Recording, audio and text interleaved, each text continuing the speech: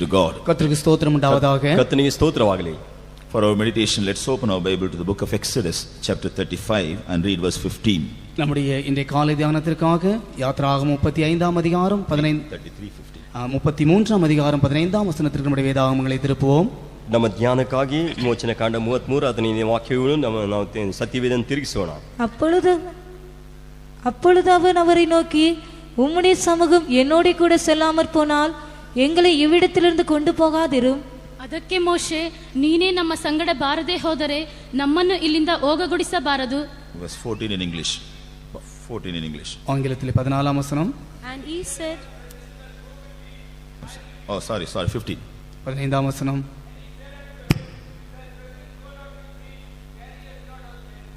Praise be to God. கர்த்தருக்கு ஸ்தோத்திரம் உண்டாவதாக. கர்த்தருக்கு ஸ்தோத்திரமாகಲಿ.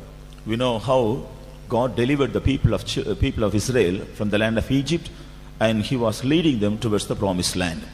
கர்த்தர் இஸ்ரவேல் ஜனங்களை எவ்வாறு எகிப்து தேசத்திலிருந்து விடுவித்து வாக்குத்தத்தம் பண்ணப்பட்டதான கானான் தேசத்தை நோக்கி கொண்டு போனார் என்று நாம் எல்லாரும் அறிந்திருக்கிறோம். ಕರ್ತನಾದ ದೇವರು ಇಸ್ರಾಯೇಲ್ ಜನರ ಐಗುಪ್ತ ದೇಶದಿಂದ ಬಿಡಿಸಿ ಕಾನಾನ್ ದೇಶಕ್ಕೆ ಯಾವ ರೀತಿ ಕರೆದುಕೊಂಡು ಹೋದನು ಎಂಬುದಾಗಿ ನಮಗೆ ತಿಳಿದಿದೆ. God wanted to dwell in the midst of his people.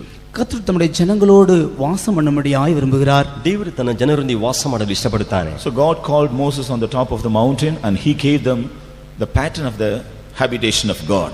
கர்த்தர் மோசேயை மலையின் மேலே அழைத்து அவர் வாசம் பண்ணுகிறதான வாசஸ்தலத்திற்குரியதான மாதிரியை அவனுடைய கையிலே கொடுத்தார். ಕರ್ತನು ಮೋಶೆಯನ್ನು ಬೆಟ್ಟಕ್ಕೆ ಕರೆದು ಆತನು ವಾಸ ಮಾಡುವಂತ ವಾಸಸ್ಥಳವನ್ನು ಮಾದರಿಯನ್ನು ತೋರಿಸಿದನು. Meanwhile, Satan deceived the people of God who were in the wilderness. இருந்தாலும் கூட சாத்தான் வனாந்திரத்திலே ஜனங்களை வஞ்சித்தான். ಆದರೂ ಕೂಡ ಸೈತಾನನು ಜನರನ್ನು ಅರಣ್ಯದಲ್ಲಿ ವಂಚಿಸಿದನು. As Moses delayed to come back, மோசே வர தாமித்த பொழுது ಮೋಶೆ ಬರಲು ತಡವಾದದರಿಂದ all the people came to Aaron and told him, make us gods to lead us. ஜனங்கள் ஆரோனிடத்திலே வந்து எங்களை நடத்தும்படியாக தேவர்களை உண்டு பண்ணும் என்று சொன்னார்.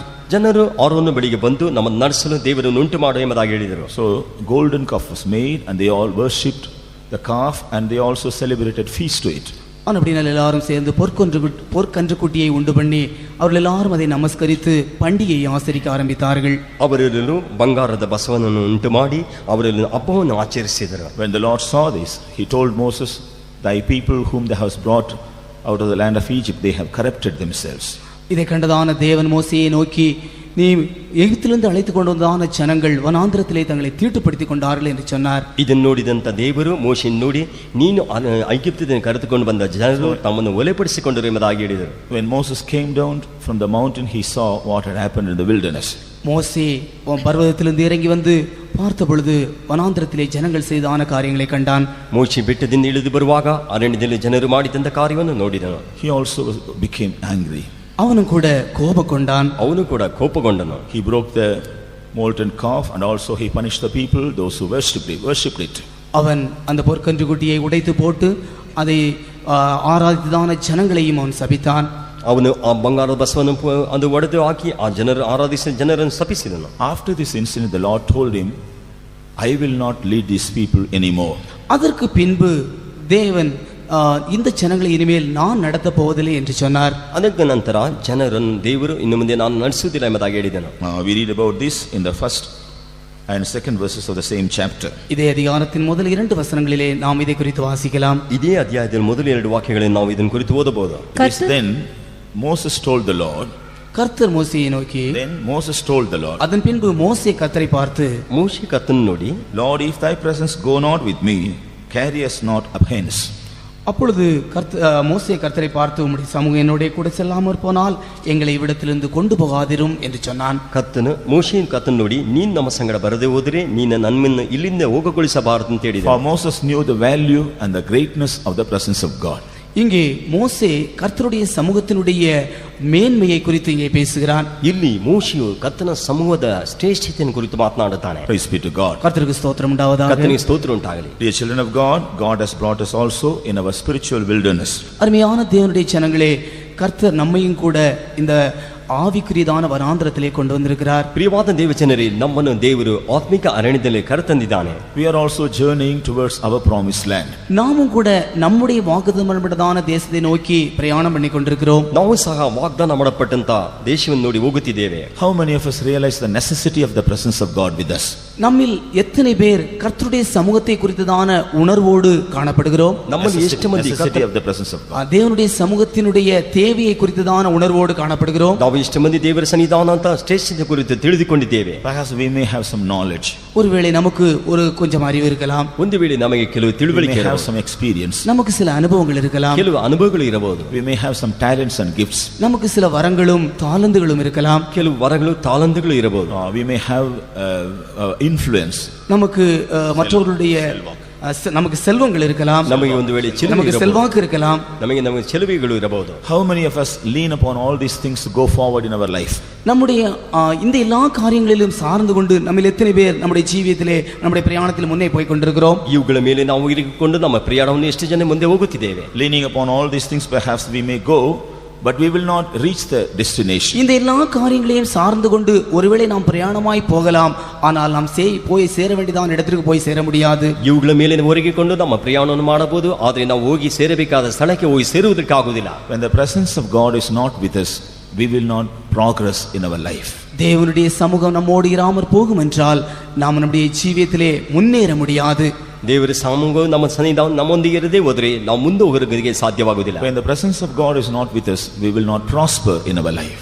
தேவனுடைய சமூகம் நம்மோடு இல்லாமல் இருக்கும் என்றால் நம்முடைய ஜீவியத்திலே நாம் செழிப்படைய முடியாது. ದೇವರ ಸಮೂಹ ನಮ್ಮೊಂದಿಗೆ ಇರದೇ ಹೋದರೆ ನಮ್ಮ ಜೀವಿತದಲ್ಲಿ ಅಭಿವೃದ್ಧಿ ಹೊಂದಲಿಕ್ಕೆ ಸಾಧ್ಯವಿಲ್ಲ. Because Moses knew the value of the presence of God, he told him, Lord, if thy presence do not come with us, please do not take us from here. மோசே தேவனுடைய சமூகத்தினுடைய மேன்மையை அறிந்திருந்தபடியினாலே அவன் சொல்கிறான், கர்த்தாவே உம்முடைய சமூகங்களோடு கூட வராமற் போனால் நான் இங்கே இருந்து போக மாட்டேன் என்று சொல்கிறான். ಮೋಶೆ ದೇವರ ಸನ್ನಿಧಾನ ಶ್ರೇಷ್ಠವನ್ನು ತಿಳಿದುಕೊಂಡು ಅವನು ಮೋಶೆ ದೇವರನ್ನು ನೋಡಿ ಹೇಳುತ್ತಾನೆ, ನೀನು ನಮ್ಮ ಸಂಗಡ ಬರದೆ ಹೋದ್ರೆ ನಮ್ಮನ್ನೊಂದಿಗೆ ನೀನು ನಮ್ಮನ್ನು ಹೋಗಗೊಳಿಸಬೇಡ ಅಂತ It's ಹೇಳಿದ. the desire of God concerning his people that his people must value the presence of God. தேவனுடைய ஜனங்கள் அவருடைய சமூகத்தினுடைய மதிப்பை அறிந்து கொள்ள வேண்டும் என்பதுதான் தேவனுடைய வாஞ்சியா இருக்கிறது. ದೇವ ಜನರು ಆತನ ಸಮೂಹದ ಶ್ರೇಷ್ಠತೆಯನ್ನು ತಿಳಿದುಕೊಳ್ಳಬೇಕೆಂಬುದೇ ಆತನ ಉದ್ದೇಶವಾಗಿದೆ. Praise be to God. கர்த்தருக்கு ஸ்தோத்திரம் உண்டாவதாக. ಕರ್ತನಿಗೆ ಸ್ತೋತ್ರ ಉಂಟಾಗಲಿ. Without the presence of God, we cannot do anything. தேவனுடைய சமூகம் இல்லாமல் நாம் எந்த காரியத்தையும் செய்ய முடியாது. ದೇವರ ಸಮೂಹವಿಲ್ಲದೆ ನಾವು ಏನು ಕಾರ್ಯವೂ ಮಾಡಲಿಕ್ಕೆ ಸಾಧ್ಯವಿಲ್ಲ. Today we are going to meditate about some of the benefits of the presence of God. நாம் இன்றைக்கு தேவனுடைய சமூகத்தினால் உண்டாகக்கூடியதான சில நன்மைகளை குறித்து தியானிக்க போகிறோம். ಇಂದು ನಾವು ದೇವರ ಸನ್ನಿಧಾನದಲ್ಲಿ ಉಂಟಾಗುವಂತ ಮೇಲುಗಳನ್ನು ಕುರಿತು ತಿಳಿಯಲಿದ್ದೇವೆ. First of all, we have to meet certain conditions to retain the presence of God with us. முதலாவதாக நாம் தேவனுடைய சமூகம் நம்மோடு இருக்கும்படியாக சில நிபந்தனைகளை நாம் சந்திக்க வேண்டும். ದೇವರ ಸನ್ನಿಧಾನ ನಮ್ಮೊಂದಿಗೆ ಇರುವುದಕ್ಕೆ ಕೆಲವು ನಿಬಂಧನೆಗಳನ್ನು ನಾವು When ಪಾಲಿಸಬೇಕು. we are not willing to meet all these conditions, we cannot preserve the presence of God with us. நாம் இந்த நிபந்தனைகளை நாம் சந்திக்காவிட்டால் தேவ சமூகத்திலே நாம் இருக்க முடியாது. ಈ ನಿಬಂಧನೆಗಳನ್ನು ನಾವು ಪಾಲಿಸದೆ ಹೋದರೆ ನಾವು ದೇವ ಸನ್ನಿಧಾನ ಇರಲಿಕ್ಕೆ ಸಾಧ್ಯವಾಗುವುದಿಲ್ಲ. Of course, many things are mentioned in the scripture, but I would like to place before you three important conditions. இந்த கர்த்தருடைய வேத வசனத்தில் இதை குறித்து அநேக காரியங்கள் சொல்லப்பட்டிருக்கிறது. அதிலே மூன்று காரியங்களை நான் இன்று உங்களுக்கு சொல்லும்படியாய் வாஞ்சிக்கிறேன். ಕರ್ತನ ವಾಕ್ಯದಲ್ಲಿ ಅನೇಕ ಅರ್ಥಗಳು ಹೇಳಲ್ಪಟ್ಟಿದೆ, ಅದರಲ್ಲಿ ಮೂರು ಕಾರ್ಯಗಳು ನಿಮಗೆ ಹೇಳಲು ಬಯಸುತ್ತೇನೆ. When we turn to the book of Deuteronomy, chapter 23 and verse 14, உபாகமம் 23 அதிகாரம் 14 வசனத்தை நாம் வாசிக்கும் பொழுது, உன் தேவனாகிய கர்த்தர் உன்னை ரட்சிக்கவும் உன் சத்துருக்களை உனக்கு ஒப்புக் கொடுக்கவும் உன் பாளையத்திற்குள்ளே உலாவிக் கொண்டிருக்கிறார். ஆகையால் அவர் உன்னிடத்தில் அசுசியான காரியத்தை கண்டு உன்னை விட்டு போகாதபடிக்கு உன் பாளையம் சுத்தமாயிருக்க கடவது. ದೇವರಾದ ಯೆಹೋವನು ನಿಮ್ಮನ್ನು ಕಾಪಾಡುವುದಕ್ಕೂ ಶತ್ರುಗಳನ್ನು ನಿಮ್ಮ ಕೈವಶ ಮಾಡುವುದಕ್ಕೂ ನಿಮ್ಮ ಪಾಳೆಯದೊಳಗೆ ಸಂಚಾರ ಮಾಡುತ್ತಾನಲ್ಲ, ಆದುದರಿಂದ ಪಾಳೆಯವು ನಿರ್ಮಲವಾಗಿರಬೇಕು. ನಿಮ್ಮಲ್ಲಿ ಅಶುಚಿ ಏನಾದರೂ ಕಂಡು ಬಂದರೆ ಆತನು ನಿಮ್ಮ ಬಿಟ್ಟು ಹೋದನು.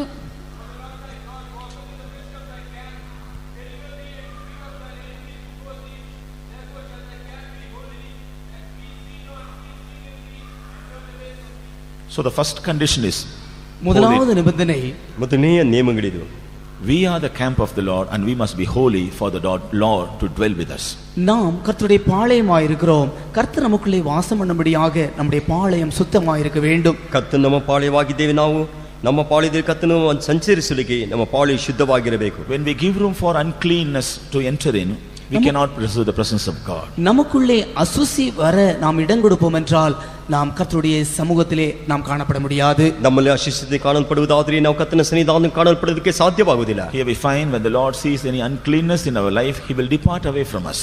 நாம் நமக்குள்ளே ஏதாவது அசுசி காணப்படும் என்றால் நம்மிடத்திலிருந்து அந்த அசுசிகளை நீக்கிவிட வேண்டும். He will depart away. அவர் நம்மை விட்டு நீங்கி போய் விடுவார். ನಮ್ಮಲ್ಲಿ ಅಶುದ್ಧತೆ ಕಾಣಲ್ಪಡುವುದಾದರೆ ಆತ ನಮ್ಮನ್ನು ಬಿಟ್ಟು ದಾಟಿ ಹೋಗುತ್ತಾನೆ. So very often we have to sanctify ourselves and purify ourselves to preserve the presence of God with us. அப்படினால் தேவ சமூகத்தை நமக்குள்ளே காத்துக்கொள்ளும்படியாக அடிக்கடி நாம் நம்மை சுத்திகரித்து பரிசுத்தப்படுத்திக் கொள்ள வேண்டும். ನಾವು ದೇವರ ಸನ್ನಿಧಾನವನ್ನು ಕಾಪಾಡಿಕೊಳ್ಳುವುದಕ್ಕಾಗಿ ಆಗಾಗ ನಮ್ಮನ್ನು ಪರಿಶುದ್ಧ ಮಾಡಿ ಶುದ್ಧೀಕರಿಸಿಕೊಳ್ಳಬೇಕು.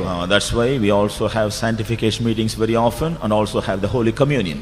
அப்படினால் தான் நாம் அடிக்கடி சுத்திகரிப்பு கூட்டங்களையும் பரிசுத்த ராப்போஜன ஆராதனையை நாம் ஏற்படுத்துகிறோம். ಆದ್ದರಿಂದ ನಾವು ಆಗಾಗ ಪರಿಶುದ್ಧ ಶುದ್ಧೀಕರಣ ಕೂಟಗಳು ಪರಿಶುದ್ಧ ಪಂಕ್ತಿಯನ್ನು ನಾವು ಏರ್ಪಡಿಸುತ್ತೇವೆ. And the second condition, இரண்டாவது நிபந்தனையானது ಎರಡನೇ ನಿಯಮವು 2 Chronicles chapter 15 and verse 2. 2 நாளாகமம் 15ஆம் அதிகாரம் 2ஆம் வசனம். 2 ಪೂರ್ವಕಾಲ ವೃತ್ತಾಂತರ 15ನೇ ಅಧ್ಯಾಯ 2ನೇ ವಚನ. அவன் வெளியே ஆசாவுக்கு எதிர்கொண்டு போய் அவனை நோக்கி, ஆசாவே, யூதா பென்யமின் கோத்திரங்களின் சகல மனுஷரை கேளுங்கள். நீங்கள் கர்த்தரோடு இருந்தால் அவர் உங்களோடு இருப்பார். நீங்கள் அவரை தேடினால் உங்களுக்கு வெளிப்படுவார். அவரை விட்டீர்களே ஆகில் அவர் உங்களை விட்டு விடுவார். ದೇವರ ಆತ್ಮ ಬಂದದರಿಂದ ಅವನು ಆಸನನ್ನು ಎದುರುಗೊಳ್ಳುವುದಕ್ಕೆ ಹೋಗಿ ಅವನಿಗೆ, ಆಸನೆ, ಎಲ್ಲ ಯಹೂದ ಬೆನ್ಯಾಮೀನ್ ಕುಲಗಳವರೇ ಕಿವಿಗೊಡಿರಿ. ನೀವು ಯೆಹೋವನನ್ನು ಹೊಂದಿಕೊಂಡಿರುವ ತನಕ ಆತನು ನಿಮ್ಮೊಂದಿಗಿರುವನು. ನೀವು ಆತನನ್ನು ಹುಡುಕಿದರೆ ನಿಮಗೆ ಸಿಕ್ಕುವನು. ಆತನನ್ನು ಬಿಟ್ಟರೆ ಆತನು ನಿಮ್ಮನ್ನು ಬಿಟ್ಟು ಬಿಡುವನು.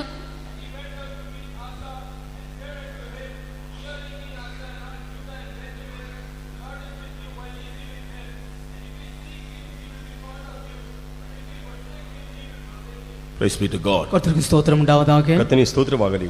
If you are with the Lord will be with you. நீங்கள் கர்த்தரோடு இருந்தால் அவர் உங்களோடு இருப்பார். ನೀವು ಕರ್ತನೊಂದಿಗಿದ್ದೀರಿ, ಆತ ನಿಮ್ಮೊಂದಿಗಿರುವನು. If you seek him, he will be found of you. நீங்கள் அவரை தேடினால் அவர் உங்களுக்கு வெளிப்படுவார். ನೀವು ಆತನ ಹುಡುಕಿದರೆ ಆತ ನಿಮಗೆ ಸಿಗುವನು. When you forsake him, he will forsake you. அவரை நீங்கள் விட்டு விடுவீர்கள் என்றால் அவரும் உங்களை விட்டு விடுவார். ನೀವು ಆತನ ಬಿಟ್ಟರೆ ಆತ ನಿಮ್ಮನ್ನು ಬಿಟ್ಟು So ಬಿಡುವನು. what should we do for the Lord to be with us? கர்த்தர் நம்மோடு இருக்கும்படியாக நாம் என்ன செய்ய வேண்டும்? ಕರ್ತ ನಮ್ಮ ಸಂಗಡ ಇರಬೇಕಾದ್ರೆ ನಾವು ಏನು We ಮಾಡಬೇಕು? must learn to be with the Lord. நாம் கர்த்தரோடு இருக்க கற்றுக்கொள்ள வேண்டும். ನಾವು ಕರ್ತನಿಗೆ ಇರುವುದನ್ನು ಅಭ್ಯಾಸ ಮಾಡಿಕೊಳ್ಳಬೇಕು. We must learn to seek the Lord for everything. நாம் எல்லா காரியங்களிலேயும் கர்த்தரை தேடும்படியாக கற்றுக்கொள்ள வேண்டும். ನಾವು ಎಲ್ಲಾ ಕಾರ್ಯವನ್ನು ಕರ್ತನ ಹುಡುಕುವಂತ ಅಭ್ಯಾಸ ಮಾಡಿಕೊಳ್ಳಬೇಕು. One of the reason for God to forsake Saul is கர்த்தர் சவுலை கைவிடுவதற்கு ஒரு காரணம் என்னவென்றால், ಕರ್ತನ ಸೌಲನ್ನು ಕೈಬಿಡೋದಕ್ಕೆ ಒಂದು ಕಾರಣ ಏನೆಂದರೆ, after being anointed as king, he never sought the Lord.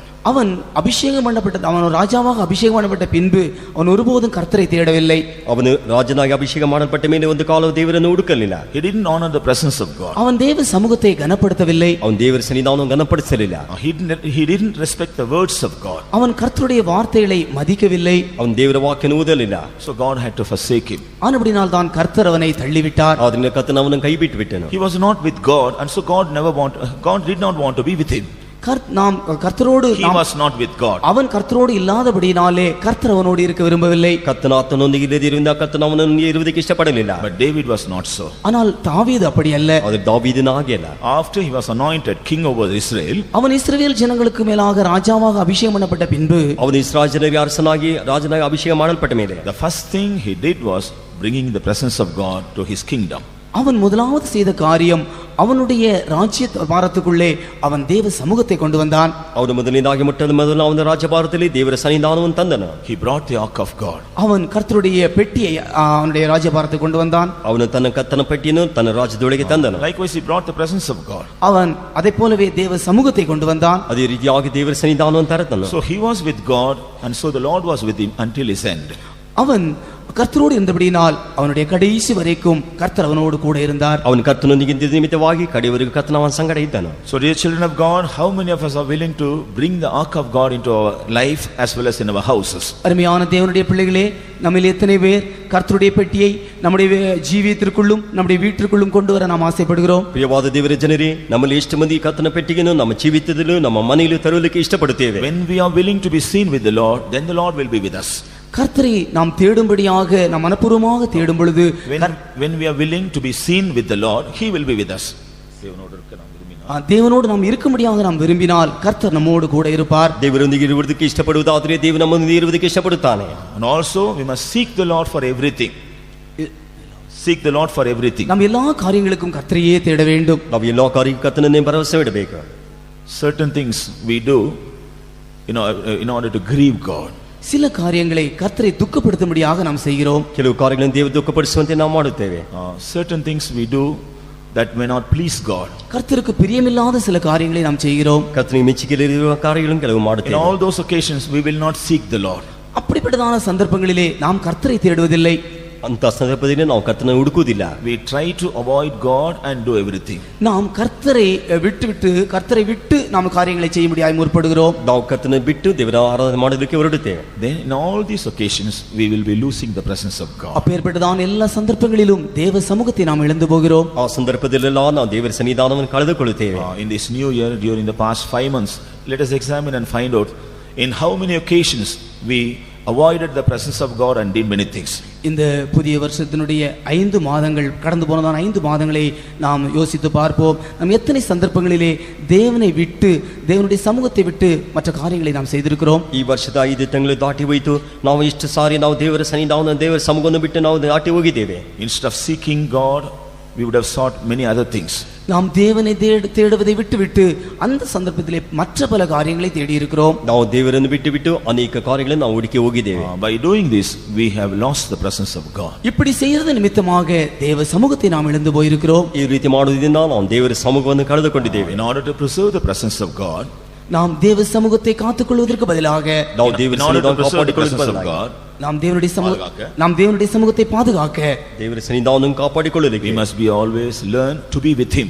நாம் தேவனோடு எப்பொழுதும் இருக்கும்படியாக நாம் கற்றுக்கொள்ள வேண்டும். ನಾವು ದೇವರೊಂದಿಗೆ ಇರುವುದಕ್ಕೆ ನಾವು ಅಭ್ಯಾಸ ಮಾಡಿಕೊಳ್ಳಬೇಕು. We must seek God for everything. நாம் எல்லா காரியங்களிலும் தேவனையே தேட வேண்டும். ನಾವು ಎಲ್ಲಾ ಕಾರ್ಯಕ್ಕೂ ದೇವರನ್ನೇ ಹುಡುಕಬೇಕು. And when we turn to Philippians chapter 4 and read the 9th verse, நாம் பிலிப்பியர் 4ஆம் அதிகாரம் 5ஆம் வசனத்தை நாம் வாசிக்கும் பொழுது ನಾವು ಫಿಲಿಪ್ಪದವರಿಗೆ 4ನೇ ಅಧ್ಯಾಯ 5ನೇ ವಾಕ್ಯ 4ஆம் அதிகாரம் 9ஆம் வசனத்தை வாசிக்கும் பொழுது 4ನೇ ಅಧ್ಯಾಯ 9ನೇ ವಚನವನ್ನು நீங்கள் என்னிடத்தில் கற்றும் அடைந்தும் கேட்டும் கண்டும் இருக்கிறவைகளோ அவைகளையே செய்யுங்கள், அப்பொழுது சமாதானத்தின் தேவன் உங்களோடு இருப்பார். ನೀವು ಯಾವುದನ್ನು ನನ್ನಿಂದ ಕಲಿತು ಹೊಂದಿದಿರೋ ಮತ್ತು ಯಾವುದನ್ನು ನನ್ನಲ್ಲಿ ಕೇಳಿ ಕಂಡಿರೋ ಅದನ್ನೇ ಮಾಡುತ್ತಾ ಬನ್ನಿರಿ. ಹೀಗೆ ಮಾಡಿದರೆ ಶಾಂತಿದಾಯಕನಾದ ದೇವರು ನಿಮ್ಮೊಂದಿಗಿರುವನು. Here send English.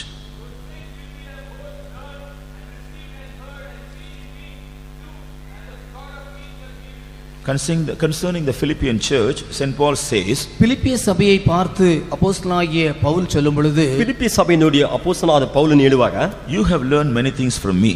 நீங்கள் என்னிடத்திலே अनेक காரியங்களை கற்றுக்கொண்டிருக்கிறீர்கள். ನೀವು ನನ್ನ ಬಳಿಗೆ ಅನೇಕ ಕಾರ್ಯಗಳನ್ನು ಕಲಿತುಕೊಂಡಿದ್ದೀರಾ. You have received many things from me. நீங்கள் என்னிடத்தில் अनेक காரியங்களை பெற்றிருக்கிறீர்கள். ನೀವು ನನ್ನ ಬಳಿ ಅನೇಕ ಕಾರ್ಯಗಳನ್ನು ಹೊಂದಿಕೊಂಡಿದ್ದೀರಾ. You have heard many things from me. என்னிடத்திலிருந்து நீங்கள் अनेक காரியங்களை கேட்டிருக்கிறீர்கள். ನನ್ನ ಬಳಿಗೆ ಅನೇಕ ಕಾರ್ಯಗಳನ್ನು ಕೇಳಿದ್ದೀರಾ. And also you have seen many things in me.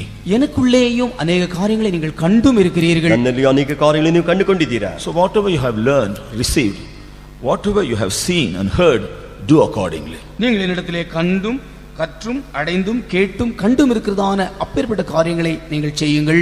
ನೀವು ನನ್ನ ಬಳಿಗೆ ಕಂಡಿದ್ದನ್ನು ಕೇಳಿದ್ದನ್ನು ನೋಡಿದ್ದನ್ನು ನೀವು ಅದೇ ರೀತಿಯಾಗಿ ನೀವು ಮಾಡಿರಿ. Then God of peace will be with you. அப்பொழுது சமாதானத்தின் தேவன் உங்களோடு இருப்பார். ಆಗ ಶಾಂತಿದಾಯಕನ ದೇವರು ನಿಮ್ಮ ಸಂಗಡ ಇರುವನು. Why God brings us to the presence of God very often?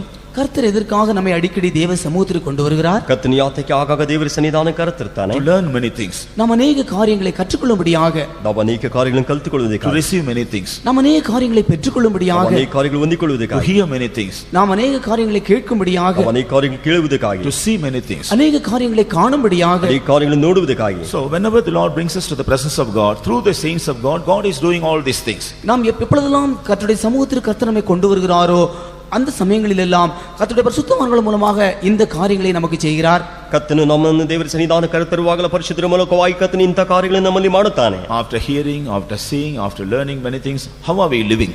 நாம் அநேக காரியங்களை கண்டும் கேட்டும் கற்றும் அப்பேற்பட்டதான காரியங்களை செய்த பின்பு நாம் எப்படி காணப்படுகிறோம்? ನಾವು ಅನೇಕ ಕಾರ್ಯಗಳನ್ನು ಕೇಳಿ ನೋಡಿ ಕಲಿತುಕೊಂಡ ಮೇಲೆ ನಾವು ಎಂತವರಾಗಿ ಕಾಣಲ್ಪಡುತ್ತೇವೆ. If you are able to live what we have heard and learned in the presence of God, then the Lord will be with us. நாம் தேவ சமூகத்திலே எந்த காரியங்களை கண்டோமோ கேட்டோமோ நாம் கற்றுக்கொண்டோமோ அதன்படி செய்வோம் என்றால் அப்பொழுது கர்த்தர் நம்மை ஆசீர்வதிப்பார். ನಾವು ದೇವರ ಸನ್ನಿಧಾನ ಯಾವುದನ್ನು ಕಲಿತಿದ್ದೋ அவர் நம்மோடு கூட இருப்பார். ಅದನ್ನು ನಾವು ಮಾಡುವಾಗ ದೇವರು ನಮ್ಮ ಸಂಗಡ ಇರುತ್ತಾನೆ. In short, if you are willing to live according to what we receive in the presence of God, the Lord will be with us. நாம் சுருக்கமாய் சொல்ல வேண்டுமென்றால் தேவ சமூகத்தில் நாம் என்ன கண்டோமோ என்ன கேட்டோமோ எதை கற்றுக்கொண்டோமோ அதன்படி செய்வோம் என்றால் கர்த்தர் நம்மோடு கூட இருப்பார். ಸಂಕ್ಷಿಪ್ತವಾಗಿ ಹೇಳುವುದಾದರೆ ದೇವರ ಸನ್ನಿಧಾನ ಯಾವುದನ್ನು ನೋಡಿದೆವೋ ಯಾವುದನ್ನು ಕೇಳಿದೆವೋ ಯಾವುದನ್ನು ಕಲಿತುಕೊಂಡು ಅದನ್ನು ಮಾಡುವುದಾದರೆ ದೇವರು ನಮ್ಮ ಮೇಲೆ ಮೆಚ್ಚುಗೆಯಾಗಿರುತ್ತಾನೆ. When we don't learn to live according to what we have received in the presence of God, the Lord shall not be with us. நாம் தேவ சமூகத்திலே எதை கற்றுக்கொண்டோமோ அதன்படி நாம் ஜீவிக்காவிட்டால் கர்த்தர் நம்மோடு கூட இருக்க மாட்டார். ದೇವರ ಸನ್ನಿಧಾನ ನಾವು ಯಾವುದನ್ನು ಕಲಿತುಕೊಂಡು ಆ ರೀತಿ ಮಾಡದೆ ಹೋದರೆ ದೇವರು ನಮ್ಮ ಮೇಲೆ ಮೆಚ್ಚುಗೆಯಾಗಿರುವುದಿಲ್ಲ. So we have to pay the price to preserve the presence of God with us.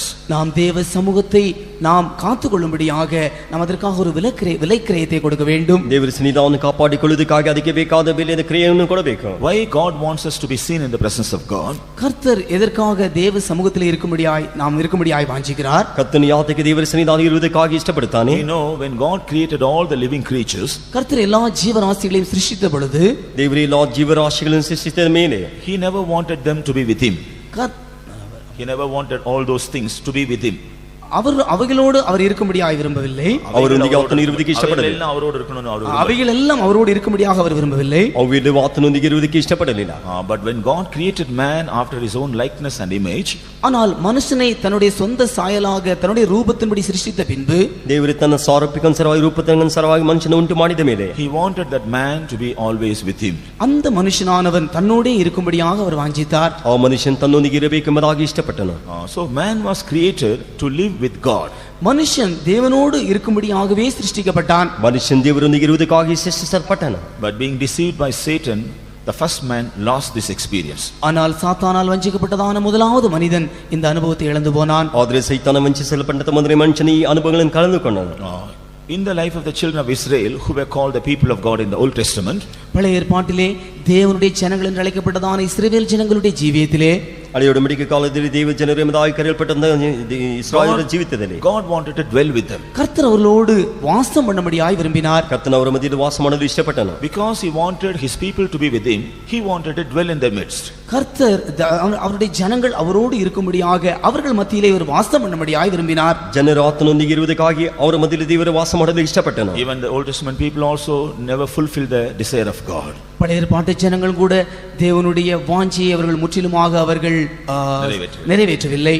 ಹಳೆಯ ಒಡಂಬಡಿಕೆ ಕಾಲದಲ್ಲಿರುವಂತಹ ಜನರು ದೇವರ ಯೋಜನೆಯನ್ನು ಸಂಪೂರ್ಣವಾಗಿ ನೆರವೇರಿಸಲಿಲ್ಲ. In the New Testament, புதிய ஏற்பாட்டிலே ಹೊಸ ಒಡಂಬಡಿಕೆಯಲ್ಲಿ after saving us through the blood of Jesus, கர்த்தராகிய இயேசு கிறிஸ்து இரத்தத்தின் மூலமாக அவர் நம்மை ரட்சித்த பின்பு ಕರ್ತನಾದ ಯೇಸು ಕ್ರಿಸ್ತನ ಮೂಲಕವಾಗಿ ಆತನು ನಮ್ಮನ್ನು He ರಕ್ಷಿಸಿದ has ಮೇಲೆ anointed many of us with the Holy Spirit. நம்மில் அநேகரை பரிசுத்தாவின் அபிஷேகத்தினால் அவர் அபிஷேகித்த பின்பு ನಮ್ಮನ್ನ ಅನೇಕರನ್ನು ಪರಿಶುದ್ಧಾತ್ಮನ ಅಭಿಷೇಕದ ಮೇಲೆ Why we are anointed by the Holy Spirit? நாம் எதற்காக பரிசுத்தாவினாலே அபிஷேகிக்கப்பட்டோம்? ನಾವು ಯಾತಕ್ಕಾಗಿ ಪರಿಶುದ್ಧಾತ್ಮನ ಅಭಿಷೇಕಿಸಲ್ಪಟ್ಟೆವು? When we turn to John's Gospel chapter 14 and when we read the 20th verse, யோவானின் சுவிசேஷம் 14ஆம் அதிகாரம் 20ஆம் வசனத்தை நாம் வாசிக்கும் பொழுது ಯೋಹಾನನ ಸುವಾರ್ತೆ 14ನೇ ಅಧ್ಯಾಯ 20ನೇ ವಚನವನ್ನು ಓದುವಾಗ Jesus said, "In that day ye shall know that I am in my Father and I in you and you in me." இயேசு சொல்லும் பொழுது நான் உங்களிலும் நீங்கள் என்னிலும் என் பிதா உங்களிலும் இருக்கும்படியாக என்று சொன்னார். ಯೇಸು ಹೇಳಿದನು, ನಾನು ನನ್ನ ತಂದೆಯಲ್ಲಿಯೂ ನೀವು ನನ್ನಲ್ಲಿಯೂ ನಾನು ನಿಮ್ಮಲ್ಲಿ ಇರುವುದನ್ನು ಆ ದಿನದಲ್ಲಿ ತಿಳಿದುಕೊಳ್ಳುವಿರಿ. From this we understand Jesus wanted to dwell with the people, those who are anointed by the Holy Spirit. இதிலிருந்து நாம் அறிந்து கொள்வது என்னவென்றால் அபிஷேகம் பண்ணப்பட்டதான ஜனங்களோடு அவர்களுக்குள்ளே தேவன் வாசம் பண்ணும்படியாய் விரும்புகிறார். ಇದರ ಮೂಲಕವಾಗಿ ನಾವು ಅರ್ಥ ಮಾಡಿಕೊಳ್ಳುವುದು ಏನೆಂದರೆ ಅಭಿಷೇಕ ಮಾಡಪಟ್ಟಂತ ಜನರೊಂದಿಗೆ ದೇವರು ವಾಸ ಮಾಡಲು ಇಷ್ಟಪಡುತ್ತಾನೆ. Praise be to God. கர்த்தருக்கு ஸ்தோத்திரம் உண்டாவதாக. ಕರ್ತನಿಗೆ ಸ್ತೋತ್ರ ಉಂಟಾಗಲಿ. We know our eternal abode is heaven.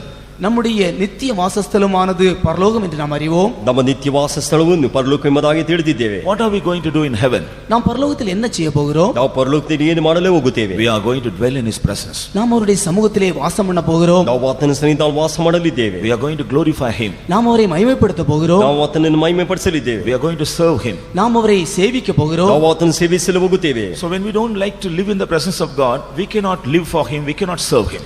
நாம் தேவனுடைய சமூகத்திலே இருக்க நாம் வாஞ்சிக்காவிட்டால் நாம் அவரோடு